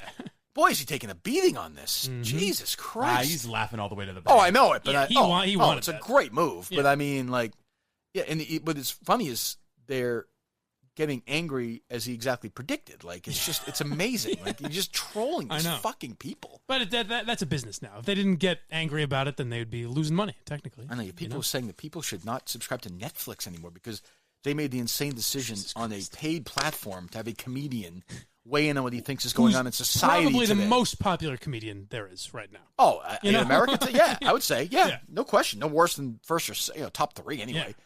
Who is giving his opinions on what's going on in the world comedically. It's wrong. It's very wrong. It's and also telling you you're going to be outraged by this, like I'm offending you on purpose. Well, let me ask you this, honestly. Like, let's say that he got out of jail tomorrow. Would you have an issue if Netflix let Bill Cosby do a stand-up special? No. You would not have an issue with it. No, not really. It's their decision to freely associate. you with watch them if it? they want. No, No, probably not. but I was never a Cosby guy, really. Right. Never You- found it funny. Really? Yeah. But you're a defender, though. Oh, sure. Right. Well, I'm more became a a Cosby Cosby fan guy. of his personal life. Yeah, Right, he sure. became a Cosby guy late. That's what I'm saying, yeah. Like the last Yeah, like Not 5 the comedy, years. but No, the man yeah. himself. Yeah, the respectable man. But Yeah, I mean, they're paid. Yeah, I mean, I would think it would be curious. I don't think they would ever do it. no. But, like, I don't think I would say don't subscribe to Netflix anymore. It's just It's weird. crazy. It's a weird And it's instinct. also like when you look at Chappelle, he's a black man with an Asian wife. Like maybe he has an interesting perspective on the world. You know what I mean? But that He's also even really that doesn't matter. He's to also a them really anymore. smart guy. Like, he's Incredibly a smart, smart yeah. guy who thinks about stuff and has thoughts. Like, I don't know. When did that... I always ask this question. When did that stop mattering? When did that stop? I don't know. If he did this 3 years ago, it wouldn't have mattered as much. No. 3 years before that, it wouldn't have mattered as much. Yeah. What was it? Is it just Trump? Yeah. I think that changed everything. I think it was the rise of the transgender movement. What's crazy? But don't you think that rose don't you think it's gotten even bigger while Trump's president? Though they've used him as sort of an enemy. I mean, in some ways, yeah, but it was going to happen regardless. I think also the gay movement too. Like not even the gay movement. I think just the transgender, specifically the culture war over gender identity and gender issues. Well, I can tell you they're a powerful group. There's no doubt about that. Yeah. If you even look at a show like The Office, which I love The Office, but it's like people watch that now and say, "Oh, you can never do this now." And it's Why like not? when that was on, The Office was not considered an edgy show. Well, why? What are they specifically with it? I mean, I've watched The Office, like the diversity training episode and but shit like that. But they that's point to. purposely or gay jokes that Michael makes. Right, but those are satirical to make him look stupid. Right, but people still say like, "Oh, you can never do this now." Like the trick with All in the Family that nobody really, I mean, people didn't understand, but the people who are critics of it, every episode, Archie turned out to be wrong at the end. Right. Like that was it's like Cartman. He was the asshole. Like South Park, they've said, Parker and some have said that Cartman, if you even look at it, he kind of looks like Archie Bunker. He's got that big round face. He's got the hair. Like they modeled him after Archie Bunker. Yeah, Cartman's supposed to be an asshole. Cartman always literally, like sometimes, eats shit at the end of the episode. Like he's always wrong at the end. Like Right. that's the joke. Like so, and these are all liberals that are like, Norman Lear is a crazy liberal. Yeah. You know, I mean, what am I missing? You just take things out of context and you turn your sense of humor off and interpret something that fits your ideological lens. So if they did Diversity Day today, which was done to make Michael Scott look like a boob. Yeah. There would be outrage. Because Instead you're of- not supposed to acknowledge people's Yeah, race. there'd be a column and vice. Unless You it's can glowingly skip. positive. Was that episode written by Mindy Kaling? I think so, yeah. You can skip Mindy But you would Kaling's have episode of The so Office. if you did it now, you would have to Make sure, right. trot her out and be like, I wrote this. Right. you Actually, know? I think what's his face wrote it. Actually, I don't know. The guy who played Ryan. BJ. Yeah, I think he wrote it. Maybe. But still, like I don't. You're right though. You're exactly right. Like you couldn't do anything. Like we talked about Cheers the other day because they were that slapping scene. There's no way in God's green Oh my earth you could God. cast Cheers today without a single minority. Oh no. Like that would never, ever, ever. Now, meanwhile, that bar might only. You'd have to have a minority lead. Yeah, or like second or third at the very worst. You can't even make a commercial that's just white men. Right. Yeah. Which is fine. I mean, I don't even really care. No, Great. no. Like there should be representation. Of course, like society should. Like it was way too much before. So now Sometimes the casting But- is just as fake as Greg Hill doing a Boston Market mac and That's cheese true. thing. But a bar in Southie might be full of just white guys. It might be. It's extremely possible, you know? Right. Yeah, it might be. But yeah, but by the way, if the best person for it's a minority, great. But Sure. if it's not, I don't know. I think there's like Seinfeld today. No way. No way. And you might. There was magic in those four. Yeah. So you might. But you could never do that. You couldn't be those four. Right. Or Friends. Yeah. I don't think you could do that. Nope. I don't know. What is this a Colleen update? You have a Colleen look on your face. What's he up to? An MHB look. Oh, what do we have? He's going to war with Barstool investigator. Jesus Christ. He wants to know if I have the Put on your ability- helmets, boys. He wants to know if I have the ability to track an IP address. He's baited Barstool investigator. Full metal moron. Jesus. I mean, oh God, you don't know who you're fucking with. You're fucking with John the poet.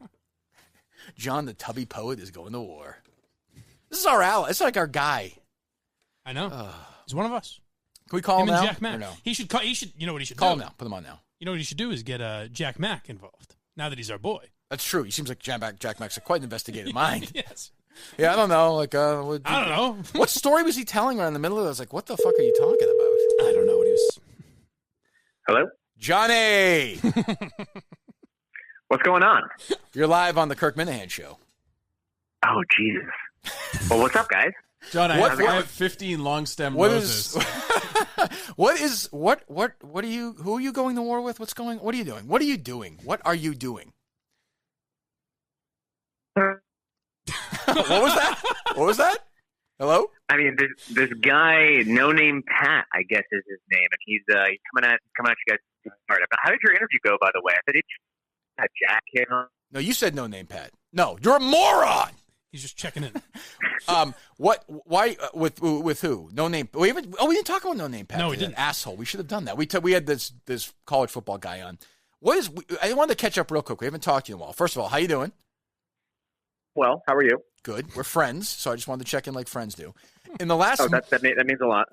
in the last month, Robinson had the poem thing. Portnoy called you a moron. You had the weird podcast, and then yesterday you were doxxed. This is all in the last month. Am I correct?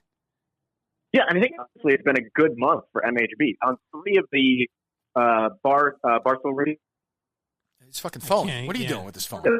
We can't hear you. Hang up on him. Have him call us back. Well, it was fun. Line. Jesus Christ. Well, we tried. Shame we didn't get to his big prank on me. He was going to get me back. Another big week for him. Be on the show. He was going to send me a letter from Erica Nardini. Let's talk to him tomorrow. All right? Tell him we'll talk to him tomorrow. All right, that's a preview. Kids, boy, this is what you get tomorrow is more of that. So he's going to war with... But it's good. I like him. He's got a fighting spirit. We love MHB. That's MHB, true. Is he the leader of the Minifans? Is he I the don't know president that of the Minifans? He says he is. I would say if they had an election... He's got some sway there. I would think it would be MHB. Who would be the vice president? DEC? There'd be a team? Dave Cullinan. You? He's the leader. I would say so, yeah. Okay. That doesn't give you any pause? Well, it's a fine group. It's a fine group of They are a fine group. men and women. This lunatic is their leader? Well, I would say you're like the religious figure. Right. He's probably obviously he's a figurehead president. He's like a bishop. Right. Okay. That's true. Right. So or like a lowly imam. We'll hear from him tomorrow, I suppose. We'll see how he's doing. So are your people Shia or Sunni? I don't know, Steve. I just want to go home. I'm done. I've checked. Haven't we done enough? We done a 2.5-hour show today? No? Yeah. We're pounding out fucking content. Like, what else do these people want? Is it the longest show yet? No. Is it? Yeah, it might be because I'm not going to have to clip out anything. Mother today. of God. Jesus. I'll actually be able to get this one up at 11. George, I'm looking right now. I could see Subway from here. This deal they have this month, Mike. Have you heard this? No, what's that? These meatball sandwiches. I mean, have you had a meatball sandwich there before? Oh, delicious. Marron, right? Oh, I mean, yes. you come right when you bite. I put the cum on it. It's fucking Is this an unbelievable. Italian restaurant? My goodness. I mean, where am I? This is so fresh. They're giving away these meatball sandwiches. If you join the Subway Loyalty Club right now, I mean, they're going to give you 25 million meatballs. Get out of 25 million meatballs. MHB sadly calling back right now. I found a better service, all right? Hey, let's go. Parcells, Belichick, Parcells. Parcells. He says he's got better signal now. We'll talk to him tomorrow. We're wrapping things up. Yeah, 25 million meatballs. My God. 25 million. What are you, all at once? Excellent. Great. That's great. That's great. Yeah. Subway Loyalty Rewards Card. More than you'll ever need. Yes, that's all you need right there. Yes. Eat fresh. Is there anybody in the history of Subway who's been a spokesman that you've defended? Me? Yes. No, I think I would fit the model, though. What do you mean? I should go. I should try and get... Is there anybody in the past who's been a Subway spokesman? Jared's a good friend of mine. That's what I'm saying. I wouldn't mind replacing him. That's all I wanted right there. All right. We did this show at Red 13 Studios, red13studios.com. Red 13 Studios. Make sure to look up that website today. Whether you want to do concerts, music. I feel like I'm forgetting something else they do that we talked about recently, but it's a great place. We love it here. Tom Brady, Under Armour? Tom Brady, Scorch. all that stuff. Yeah. All that wonderful stuff. We love Red 13 Studios. Steve, anything else from you?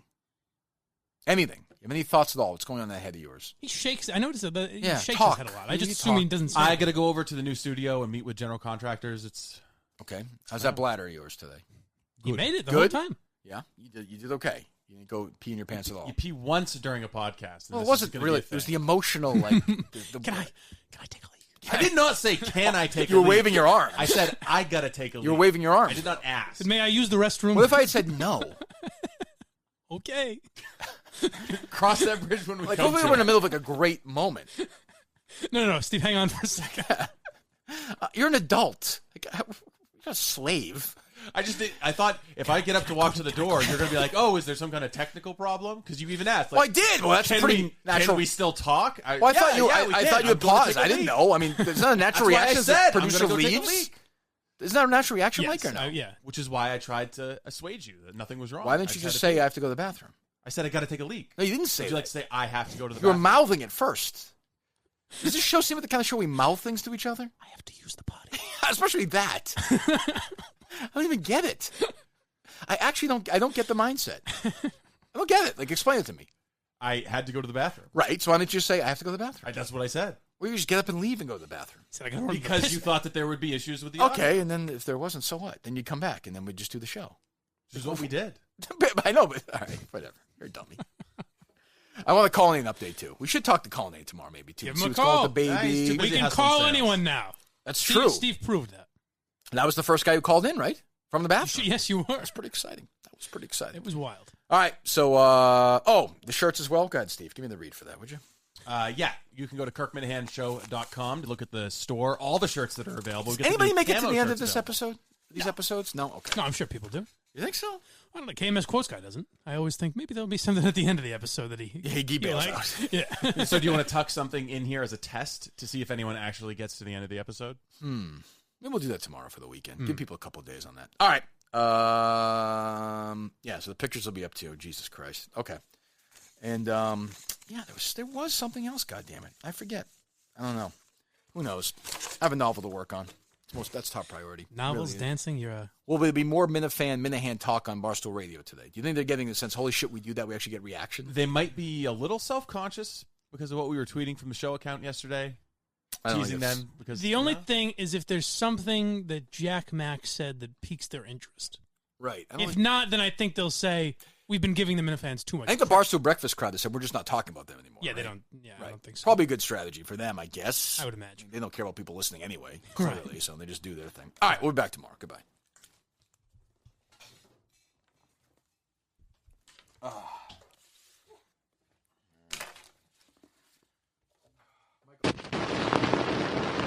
This was pretty reprehensible. I don't know how it can be anybody's idea of humor